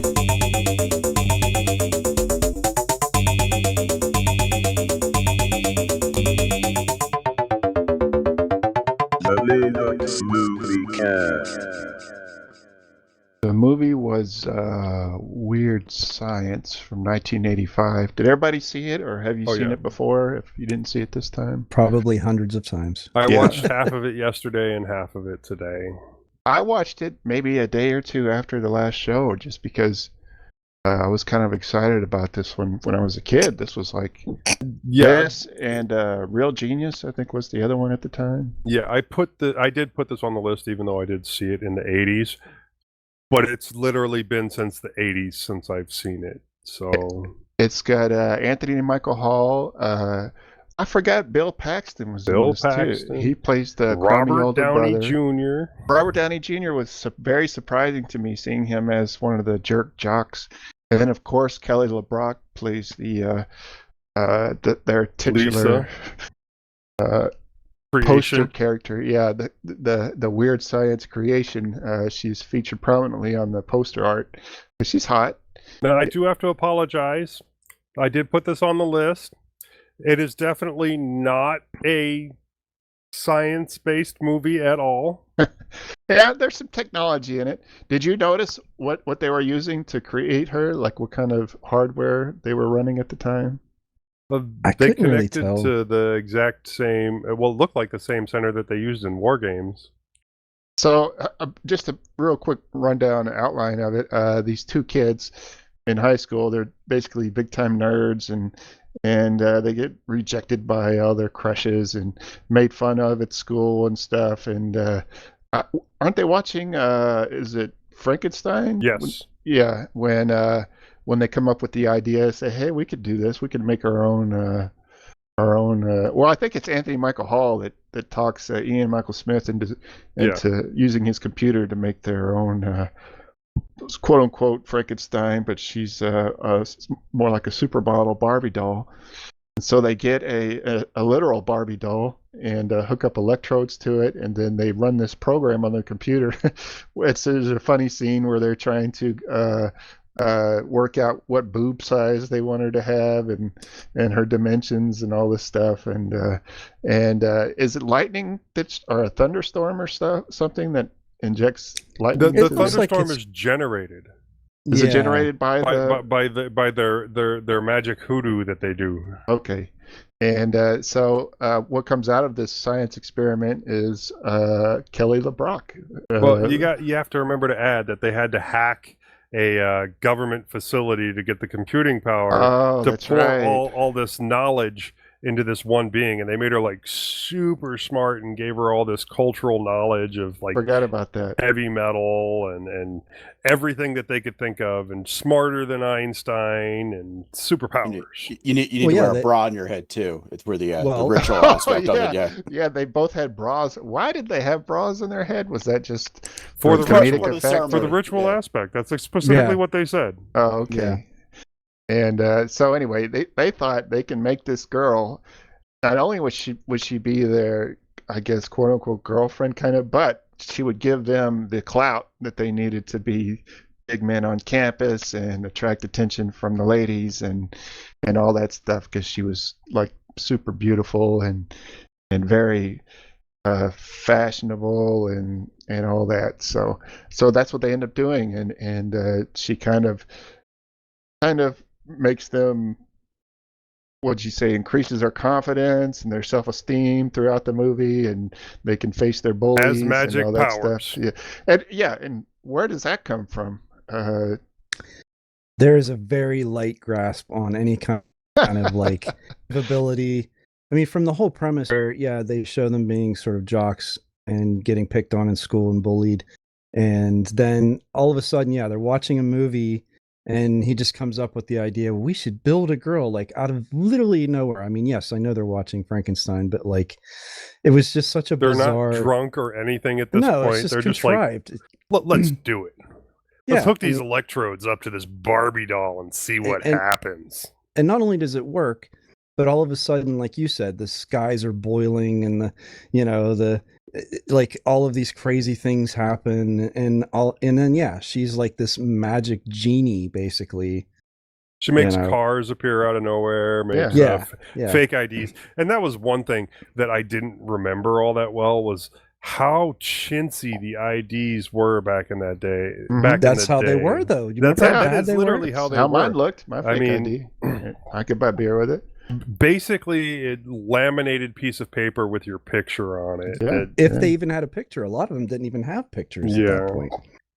So, Oh yeah. so yeah, they're seen with this woman, and they have like a big house party, and they go to a club, and there's a pretty funny scene with them and these blues guys, all these tough guys in this club where they get drunk with them, and just different hijinks like that. Typical '80s movie. It wasn't really a sex comedy, but it had some of those elements in it. Well, And Lisa was quite willing to, sleep with Ian, but evidently Ian passed out before that could happen. And you kind of understand why. I mean, she might have only been like 2 days old at that point, or 1 day old at that point, but she still had the body of a 26-year-old, and he still had the body of a 15-year-old. yeah, like So- there's a scene where in the shower with her, and she's naked and showering, and they both have their shorts on. And they're standing in the corner, afraid to touch her. And that Yeah. scene where they're confronting the mutant bikers, how could they not know that that was contrived by Lisa? Because the bikers knew every detail of what had happened in private with just Lisa, and they're still frightened at that point. They had to realize at that point that it was completely contrived. I mean, seriously? And that was Something the great about Michael this- Berryman from The Hills Have Eyes and Mhm. a lot of Yeah. movies, Goonies Yeah. and stuff. The thing is, I have a sense that because John Hughes was so hot then, like he was making all these popular movies, I have a feeling that the studios were like, well, just what else do you have? And like he Yeah. was just, and I've heard stories that he wrote scripts very quickly. Like he would write a script in like a week or two. And that was just a Yeah, common and it had thing. the exact same high school as all his Yeah. other movies. What was it, Shelby or something? Sherman. Sherman. There you go. Yeah. Sherman Oaks or Sherman. So yeah, it was just very much that sort of that universe, if you will, right? The John Hughes universe. But it was a little wacky, a little out there. It was fun. It was a fun Love that. 80s romp adventure, I guess. I will admit that some of the parts were so angsty that I had to skip because I couldn't keep watching it. Now, what do you mean by the angsty? Just all the teenage angst that was going on there. The like when they were having The those bathroom. extremely awkward conversations with the Yeah. two girls in the bathroom. Oh, I yeah. had to skip. So I still think my favorite part of the whole movie is Gary's parents, and when she goes to pick him up and she's like picking on him. Oh, I could kick your ass, Al, and like then he can't remember who's Gary, and his wife keeps saying this shown in pictures. Your You know, son, son. yeah. Mhm. Like I just have always thought that was really funny. And also it shows me how bad of an actor that the kid that played Wyatt, which he was only an actor for a few years after that, but he could barely keep a straight face through the entire movie. Like every line he was delivering, whether it was supposed to be dramatic or like he was just had this dumb smirk on his face, which I was like, I don't think he was supposed to be.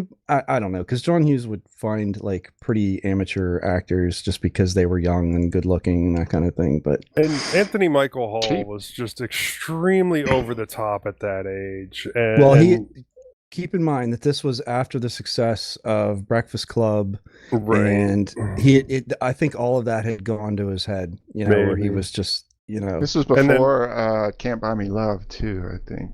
Yeah, and Johnny Be Good. Yeah. Because his shoulders filled out a little bit before Johnny Be Good.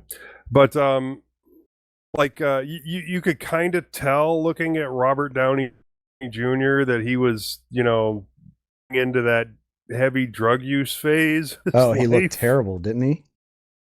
Well, and the other thing I noticed is they billed him as Robert Downey. The junior wasn't there. Oh, that's which right. I thought was That's interesting. right.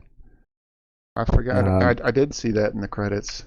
And you mentioned Bill Paxton, but I honestly couldn't imagine anyone else playing Chet than him. Perfect for that role. He and was. when he got He was turned such into an that asshole. like toad thing. Pile of shit. He was just a big So talking good. pile of crap. That was awesome. good. But yeah, he was when he was making those vomiting Oh yeah, yeah. gestures to make him feel sick after waking up hungover and stuff. And, oh yeah, he was. How great. about a He was greasy pork sandwich in a dirty ashtray? Yeah, I thought he was perfect for that role. I think he's probably my favorite character in the movie. Yeah, to be honest. Yeah, he was good. But yeah, I thought this was fun, and I think it was just as fun now as when I saw it in the '80s, late '80s or whatever. I'd definitely give it a thumbs up. Yeah, Yeah. definitely. I definitely want to watch Real Genius now. Yeah, it kind of makes Right. me want to watch. That was the Doors guy. What's his name? Val Kilmer. Val Kilmer. Yeah. Yeah. Which I also saw that not too long ago. He's a really good this is- actor. Yeah. Well, I saw Tombstone not long ago either as well, and God, he is good in that. And which one? Tombstone, Oh, where he plays Doc Holliday. yeah. I was I'll thinking be your Huckleberry. the Saint. I think that's a really underrated one of his movies. I do too. I always loved that movie, and they never did anything but knock on it. You know, it's like, Yeah. oh, he's such a terrible actor. And I was like, He had him But playing like he's- 15 different roles. He was doing great. yeah. I don't know. Now, Batman was a bit of a low point for him. Right. Didn't something happen to his throat? He had throat cancer or Yeah. something? Yeah, he died. yeah. He died. Yeah, No, he's not dead. Are you sure? I am sure that he wasn't dead last time I looked him up. So unless he died in the last 6 months, he had throat cancer. He had throat surgery. He can't really talk. He usually wears a scarf around his neck so that you can't see the hole there. He was in the new He's Top never Gun. really going to be an actor again. I think he But did yeah. a Mark Twain off-Broadway play or something after all that. And I heard some samples of him talking, and it was really gravelly, and you could barely They understand. had him like texting a lot in the Top Gun sequel, and he does talk briefly, I believe, but it's not good. Yeah. Yeah, he's not No, you're dead. right. Yeah, you're right. He's still alive. I saw that documentary about him, where he basically goes through all these home movies he had taken during filming of a lot of his movies, and when he was just younger, and so it's kind of interesting to sort of relive that. But yeah, his state was that he really couldn't speak very much. You know, very very short utterances, basically. Let's Yeah. see. He's still around. He's just not acting anymore, except for, here and there.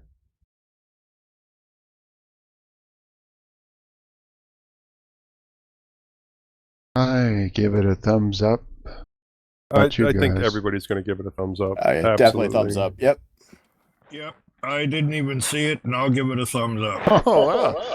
There's a Netminer with the chiming in on the movie. That's unusual. But how are you feeling? Who did you ask? Martin C. Oh, Mortensen. How Doing are you okay. doing? Have you been checked out? Yes, I had my CT scan yesterday.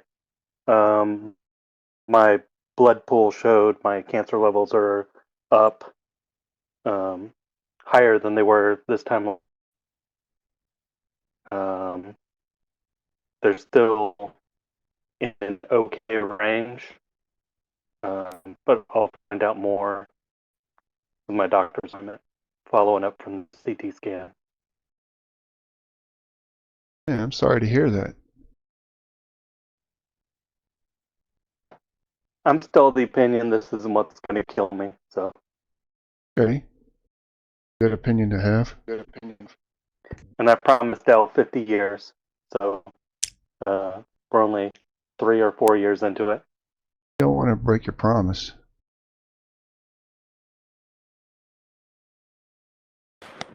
Yeah, well, As much as just remember, got all of us are rooting for you. Even the most ornery of us. Yeah, my grandpa went So- in for treatment for cancer like 8 or 9 times and made it through. I do not want to do any of that again. Yeah, that was pretty rough, wasn't it? Yeah.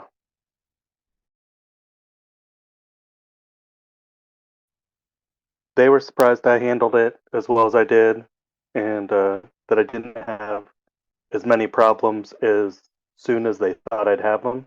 But I did have plenty of issues, plenty of unpleasantness. They still are having problems finding a good vein to poke. But I'm not allowed back to Thailand until December 7th. Elle and I talked about different possible places that we're going to meet, since I can't go pick her up when she's allowed to come. And one of the places she wants to meet at is possibly Boston, specifically to stop and spend a few days with Netminer, if he's up for it. Oh, that would be cool. Which would be sometime in the next year, between now and next Easter. You should definitely drive her to Texas just to show her how long the drive is from Boston. from Boston. I don't want to do it from Ohio. I've done it. I've done it before. Unfortunately, the proper vehicle for driving around Boston gets rotten gas mileage and is only available to the American military. It's a Chrysler product called the M1. Are the streets that bad? The drivers are that bad. Oh, I got you. I'm gonna say that, you know, Dallas did make the top 10 of the worst places to drive. That's right. Yeah, we talked about that on another different show. Okay, let me pick the movie real quick before we move on. So, Next movie's Real Genius. Don't argue with me. Just do it.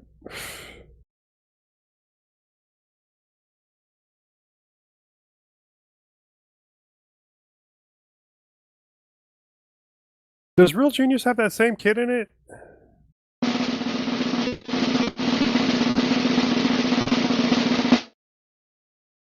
it is Tank Girl from 1995. That's another classic. Is that the one with the kangaroo guy? Yes, it is. Okay. Kangaroo Guys. There's Lori like 5 of them Petty or or something. Yeah, it's got Lori Petty, Ice-T, and Naomi Watts. From... That is a cute movie. I mean, it's no Earth Girls Are Easy, but it's close. Oh, that movie became started my love affair with Gina Davis. Earth Girls Are Easy. Lori Petty's cute too. It says a girl is among the few survivors of a dystopian Earth. Riding a war tank, she fights against the tyranny of a mega corporation that dominates the remaining potable water supply of the planet. Have any of you guys read the comics? No, I didn't know they existed. Nope. Is that Oh, what this dude. is based on? Yes, there's a lot of comics. Probably don't read all of them. I mean, I haven't, but you know, pick one set and like just give it a breeze through. Are they fun? Oh yeah, oh yeah.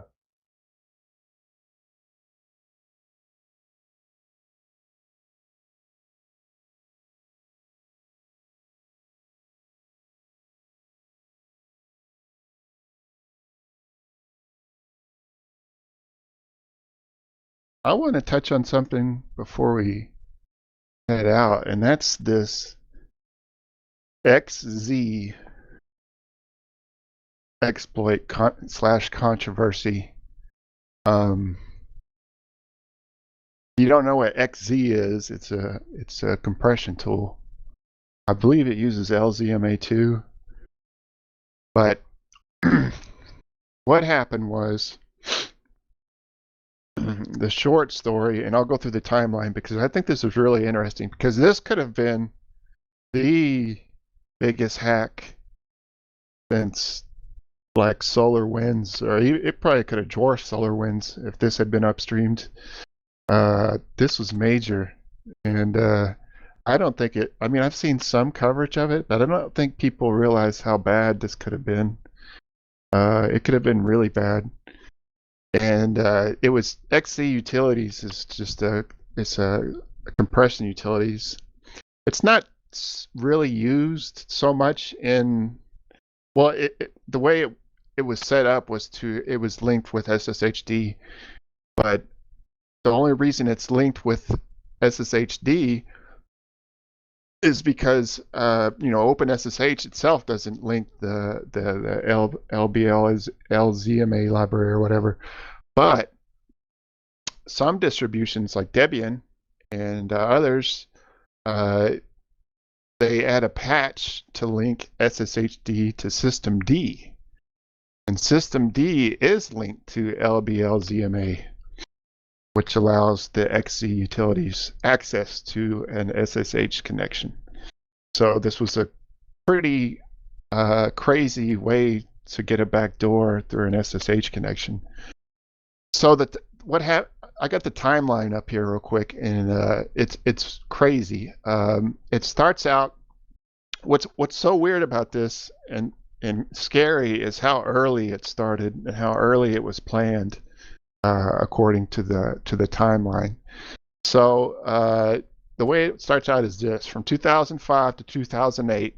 I'm not sure how you say his name. Is it Lassie Collin, who was the original maintainer of XE? He designs the .exe file format using LZMA compression algorithm. From 2005 to 2008, he was the only maintainer. Over time, this format becomes widely used for compressing tar files, Linux kernel images, and many other uses. It compresses files to about 70% of what gzip did. So this XE story starts in 2021, October 29th of 2021. It says, Gia-Tan arrives on the scene with supporting cast. So October 29th of 2021, Gia-Tan sends the first patch to the XE developer mailing list, adding .editor config file. So it seems pretty innocuous, right? November 29th, 2021, Gia-Tan sends a second innocuous patch to the XE developer mailing list, fixing an apparent reproducible build problem. More patches that seem, even in retrospect, to be fine follow. So the next one is February 7th of 2022. Lassie Collin merges the first commit with JIAT0218 at gmail.com as the author in the Git metadata. So this is the first actual commit. Let's see, April 19th, 2022, Gia-Tan sends yet another innocuous patch to the XE developer mailing list. April 22nd, 2022, somebody named Jigar Kumar sends the first of a few emails complaining about Gia-Tan's patch not landing. He says, patches spend years on this mailing list. There is no reason to think anything is coming soon. At this point, Lassie Collin had already landed 4 of Gia-Tan's patches marked by thanks to Gia-Tan, the commit message. March 19th, 2022. Let me put this in the show notes too, so y'all can follow along. There, it's in the show notes. So the next one is March 19th, 2022. Dennis Enns, quote unquote, sends mail to XZ developer asking if XZ for Java is maintained. The same day, March 19th, 2022, Lassie Collins replies apologizing for slowness and adds, quote, Gia-Tan has helped me off list with XZ, he means off the developer mailing list, with XE utilities, and he might have a bigger role in the future, at least with XE utilities. It's clear that my resources are too limited, thus the many emails waiting for replies, so something has to change in the long term. Now, March 27th, 2022, the same guy, Jigar Kumar, sends a pressure email to the patch thread. Over 1 month and no closer to being merged, not a surprise. So he's pressuring them to push these patches up. The next month, 6/7/2022, Jigar Kumar sends a pressure email to the Java thread. Progress will not happen until there is a new maintainer. He's pushing for Lassie Collin to be pushed out and for Gia-Tan to be the main maintainer, basically. He says XE4C has sparse commit log 2. Dennis, you are better off waiting until a new maintainer happens or fork yourself. Submitting patches here has no purpose these days. The current maintainer lost interest, talking about Lassie Collin, or doesn't care to maintain anymore. It is sad to see for a repo like this. So he's pushing for these patches, which are being delayed to be pushed because supposedly he is part of this campaign backing Gia-Tan to get these commits. Lassie Collin pushes back the next day, in June 8th, 2022. He says, I haven't lost interest, but my ability to care has been fairly limited, mostly due to long-term mental health issues, but also due to some other things. Recently, I've worked off-list a bit with Jiatan on XZ utilities, and perhaps he will have a bigger role in the future. We'll see. It's also good to keep in mind that this is an unpaid hobby project, so he's getting pissed that people are pushing him. So 2 days later, June 10th, Lassie Collin merges the first commit with Jiatan as author in the Git metadata, quote-unquote test, created tests for hardware functions. Note also that there was one earlier commit on February 7th that had the full name set only to JIAT 75. June 14th, 2022, Lassie Collin merges only commit with JIAT75 at gmail.com as the author.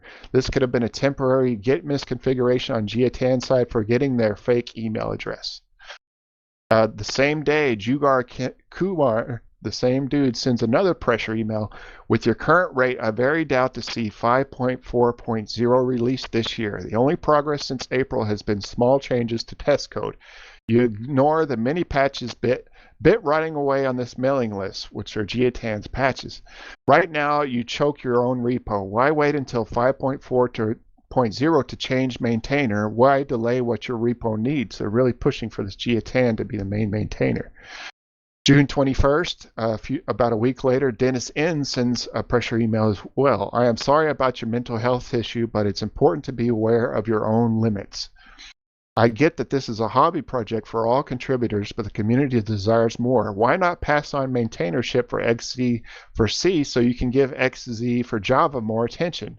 Or pass on XZ for Java to someone else to focus on XZ for C. Try to maintain both means that neither are maintained well. So now you got two people pushing against Lassie Collin. Jigar Kumar sends another pressure email to C patch thread. Is there any progress on this? Gia, I see you have recent commits. Why can't you commit this yourself? Supposedly he's just been helping Lassie. Okay, June 29th, 2022, Lassie Collin replies, as I have hinted in earlier emails, Jiatan may have a bigger role in the project in the future. He's been helping a lot off-list and is practically a co-maintainer already. Smiley face emoji. I know that not much has happened in the Git repository yet, but things happen in small steps. In any case, some change in maintainership is already in progress, at least for XC utilities. At this point, Jiatan becomes the maintainer. At this point, Lassie seems to have started working even more closely with Jiatan. Brian Krebs observes that many of these email addresses never appeared anywhere else on the internet, even in data breaches, nor again in XC developer mailing lists. It seems likely that they were fakes created to push Lassie to give Gia more.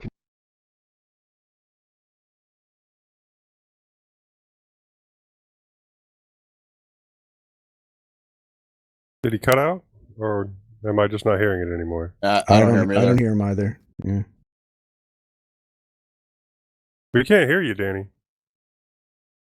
I can see your lips moving, but, you know, nothing. I don't think he can see that we're... Hello? Danny! Hello? Stop. We can't hear you! Maybe You his cut headset out! died. No, we can't hear you. Nothing. Yes, that's right, damn.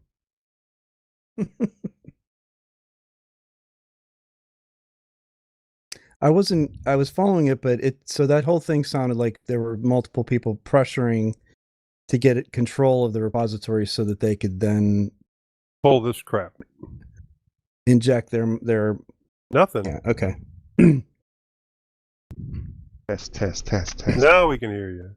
My headphones cut off. Uh-huh. Damn it. I wonder if they're dying. I don't think so. I charged them. Can you hear me? No. Well, I have to keep an eye on this. So anyway, this is a long list, but basically it comes down to anonymous emails that were on this developer list pushing for Jiatan to be the main maintainer and pressuring Lassie Collin to give up maintainership of XC utilities. Now this part gets interesting because this is when the attack begins. So Jiatan has already moved the main website to GitHub pages, giving them the control over the XC Utilities web page because he is the maintainer on GitHub. So what happens on February 23rd, 2024? Geotan merges hidden backdoor binary code well hidden inside some binary test input files. The README already said from long before Geotan showed up, this directory contains a bunch of files to test handling of XC, LZMA, and LZ files and decoder implementations. Many of the files to be created by hand with the hex editor, thus there is no better quote-unquote source code than the files themselves. Geotan took advantage of this to add a few files that wouldn't be carefully reviewed. So basically he had a binary in there that was hard to review because he had used a hex editor to make the changes. Now, the next day he tags and builds 5.6.0, which is where the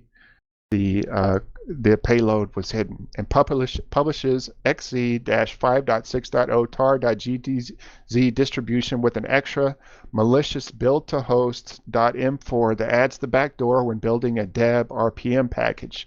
This m4 file is not present in the source repo on GitHub, but many other legitimate ones are added during the package as well, so it's not suspicious by itself. But the script has been modified from the usual copy to add the backdoor. Gentoo starts seeing crashes that same day in 5.6.0.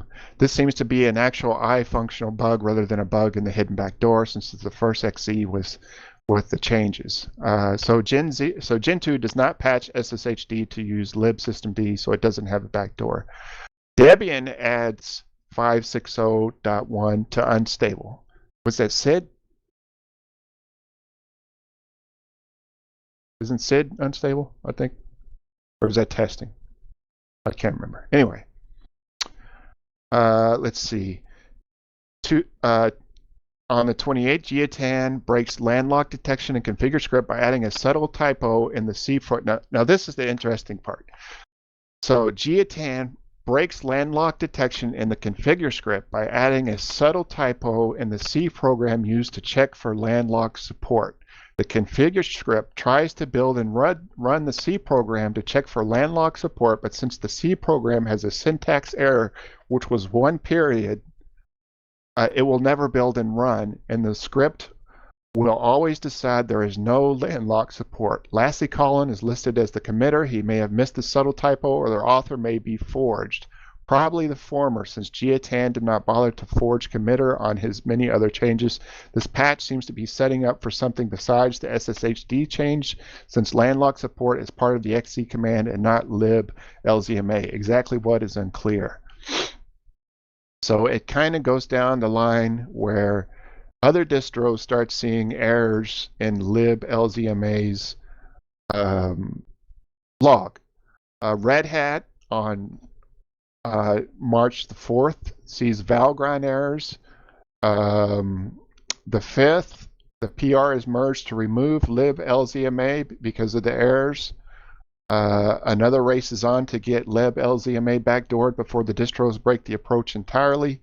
Next, the 5th, Debian adds XE utilities to testing.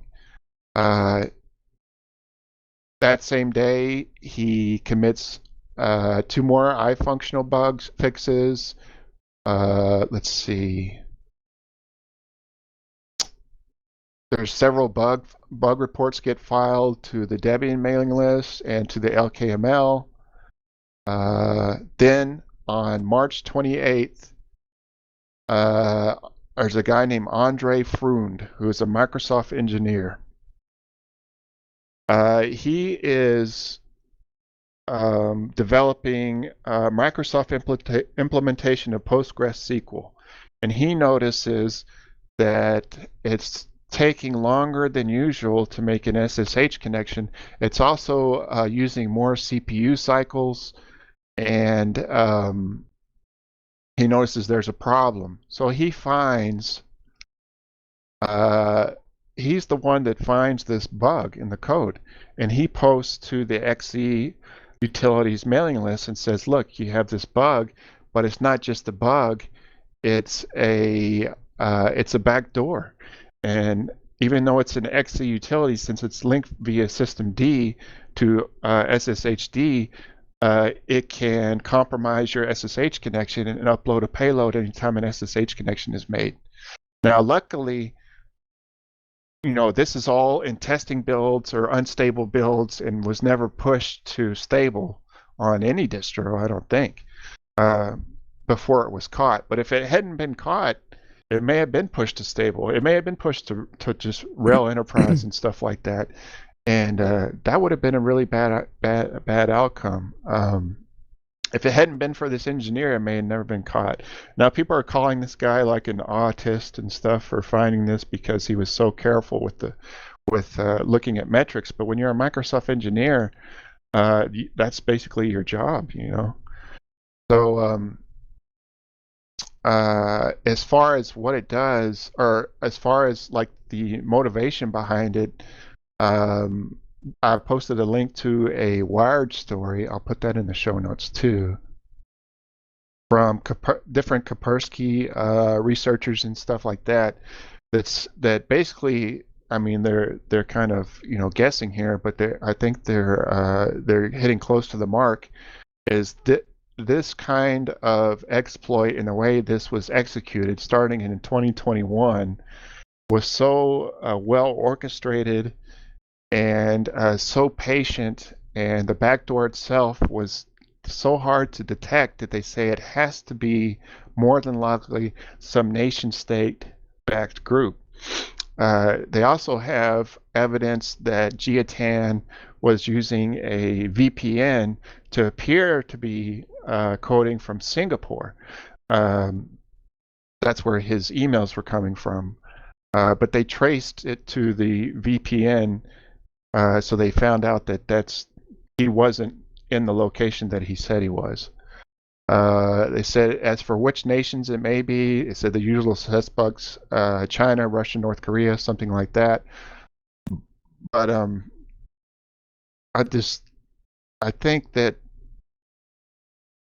this does two things. Number one, for some people, it helps to condemn open source software because it's maintained by a community of volunteers and who aren't vetted by, HR or have background checks, or that even get met in person.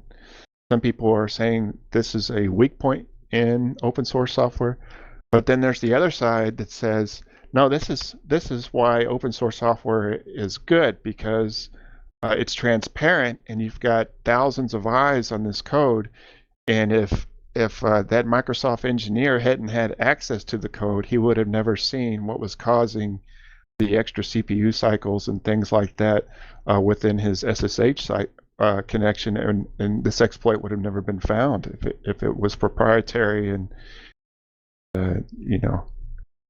anyway, not able to see the actual code base. Yeah, I don't think anything's black and white. I mean, I think there are pros and cons to both methods. I mean, had this been a legitimate issue that they were trying to promote and get fixed, and the maintainer admitted to having, psychological issues, emotional issues, like, that's a bad situation. I mean, there's a lot of open source software that the infrastructure of the world depends on that is just some guy, and like, that's kind of a dangerous situation to be in. Yes, you can pick it up, and yes, you can fork it, but the logistics of actually doing that and then getting something out. So let's just say this had been a legitimate issue and the maintainer refused to commit the code, like, then that, yes, you could say that could be a negative or a downside, is that, there's some roadblock to getting a fix in place. But on the other hand, absolutely, if this person who was developing the Postgres database or whatever hadn't spotted this and hadn't been able to, go to the development community and talk to them, and I mean, absolutely, nobody would have probably seen it, at least not for a while.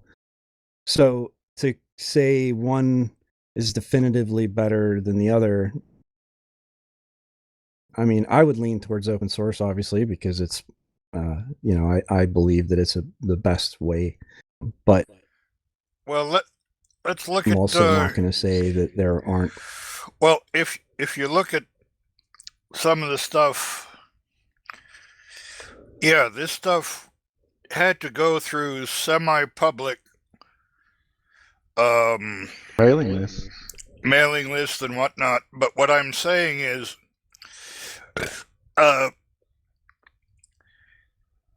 look at what happened with American intelligence and what was that family that they found. A bad egg can worm their way into Anything? practically anything. I mean, the CIA's had problems, Britain's Philby thing, the Navy's, signals intelligence, and those were people that were vetted up to the eyeballs. I mean, with open source, is it possible that it might be a little bit easier for somebody to get malicious code submitted and upstream into the kernel? Potentially, yes. But is it more likely to be found when someone does that? Also, more likely, yes. And this was That's what I'm such saying. a That's what I'm saying. like It's kind sneak of attack. I mean, you consider this started 3 years before with submitting like actual real patches, not back doors or anything. So he was actually starting to gain trust by helping the project. Oh yeah, it was a long call, no doubt, absolutely. And you do have to wonder, would an individual or a small group have that level of persistence without the support of a government level agency? As soon as you were talking about it, the first thing I thought of was, North Korea, Russia, like that. And this would be the type of hack that if they would have been able to get that through, would have given them access on such a spectacular scale.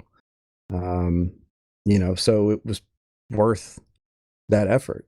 I do think, because SSH is such an important protocol and is just so widely used by so many different people, I don't know how long this one would have lasted.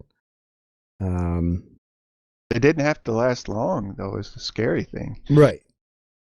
That's true. All it takes is one SSH connection, and your entire network is compromised if you got a payload in there. Now they never found out what, because he never had the actual malicious code in there. He only had the back door and not the payload itself. They never knew exactly what was planned, but it could have been anything. Yeah.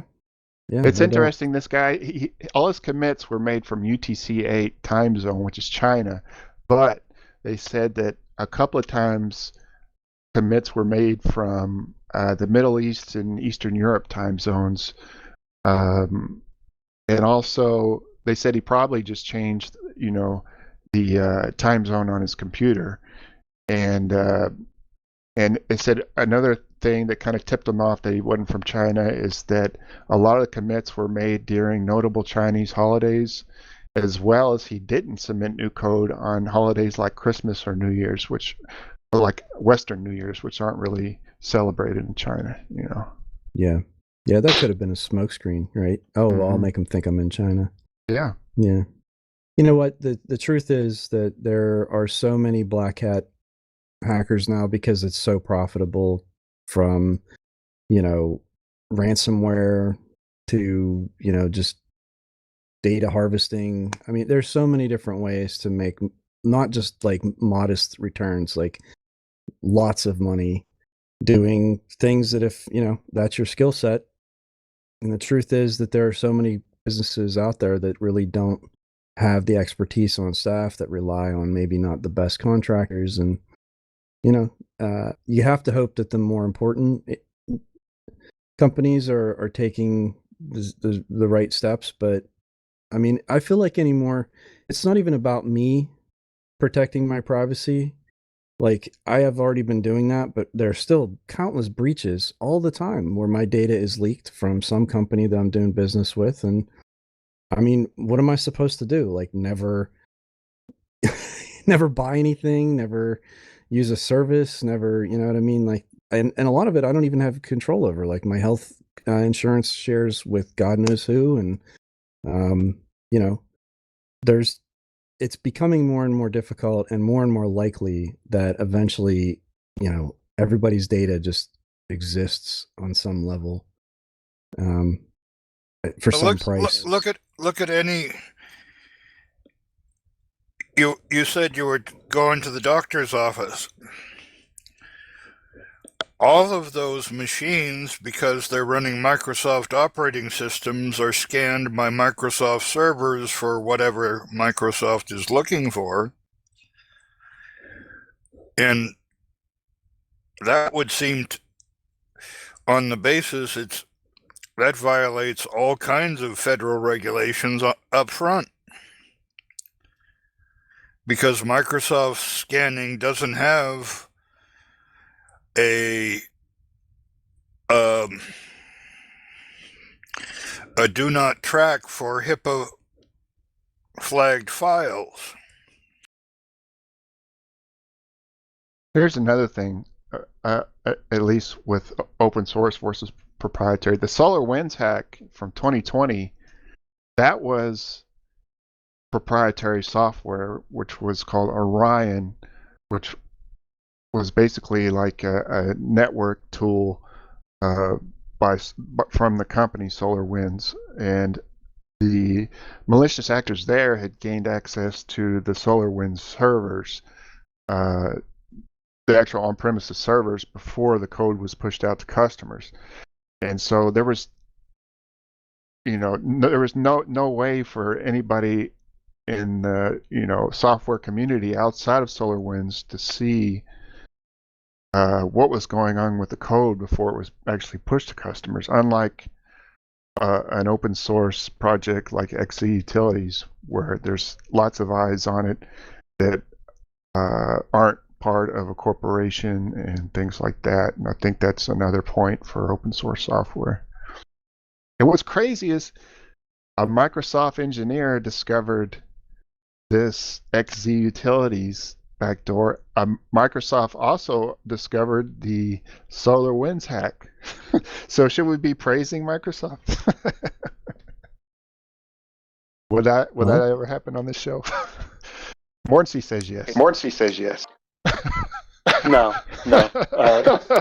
SolarWinds runs on Windows servers, Right. and it was in the DLL files.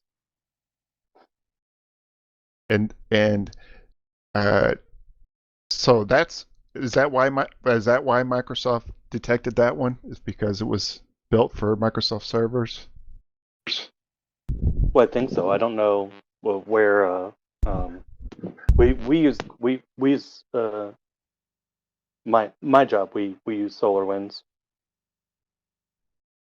And that was supposedly Russian hackers, right? I think. If I remember right. Yeah, I believe so. Even though they denied it. Anyway, that's the open source controversy. Or maybe it does. Maybe it does work on Linux. Well, I need to crash. I've been up a lot waiting for my new computer. Are we going to be going on too much longer? Does anybody want to talk about anything else? No? Solar eclipse on Monday. Oh yeah, right. We may have storms and clouds. National holiday. I'm taking the day off. Me too. Or floating holiday. Yep. I'm not driving to work. Well,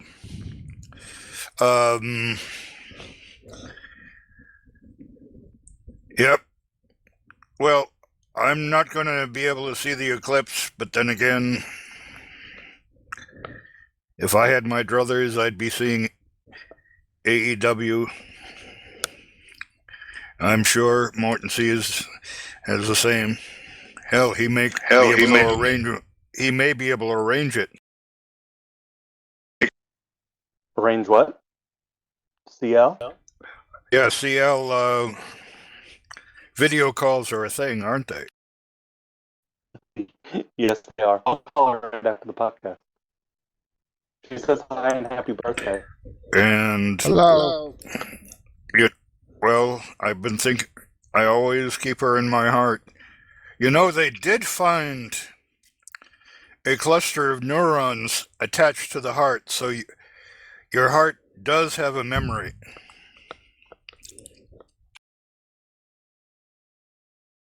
Did you guys see Buster use the bathroom? Twice. Yes. Pretty cool, huh? I honestly didn't remember you had that, and I couldn't tell what the heck the thing was. And then I saw him climbing up there, and it's like, oh, that's right. I remember. Yes, I approve. I just watched Clerks, and if you remember that scene where the guy's standing at the counter and the black cat comes up and just takes a dump 2 feet away from him, and he just stands there. Just like, what a preposterous scene. But thank you, Kevin Smith, for getting that on film. Yeah, Clerks is great. Did you see Clerks 3? I haven't Have yet, no. not yet. I have. What'd you think? It was very funny. It was a very meta, showing how he used the last of his money to make Clerks. Yeah, it was good. I liked it.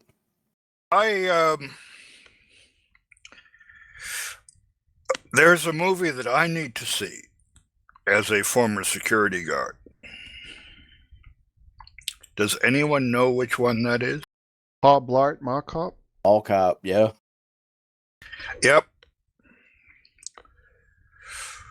I've heard that was actually funny. Yeah, I have too. I didn't dislike him. I just thought they typecast him so quickly, and he just got stuck in that like Goofy. bumbling goofball role, you know. Well, we can shut it down. Unless you guys got anything else. No, I'm good. I want to get going too. Kill it with fire. Kill it with fire. Kill -9, please.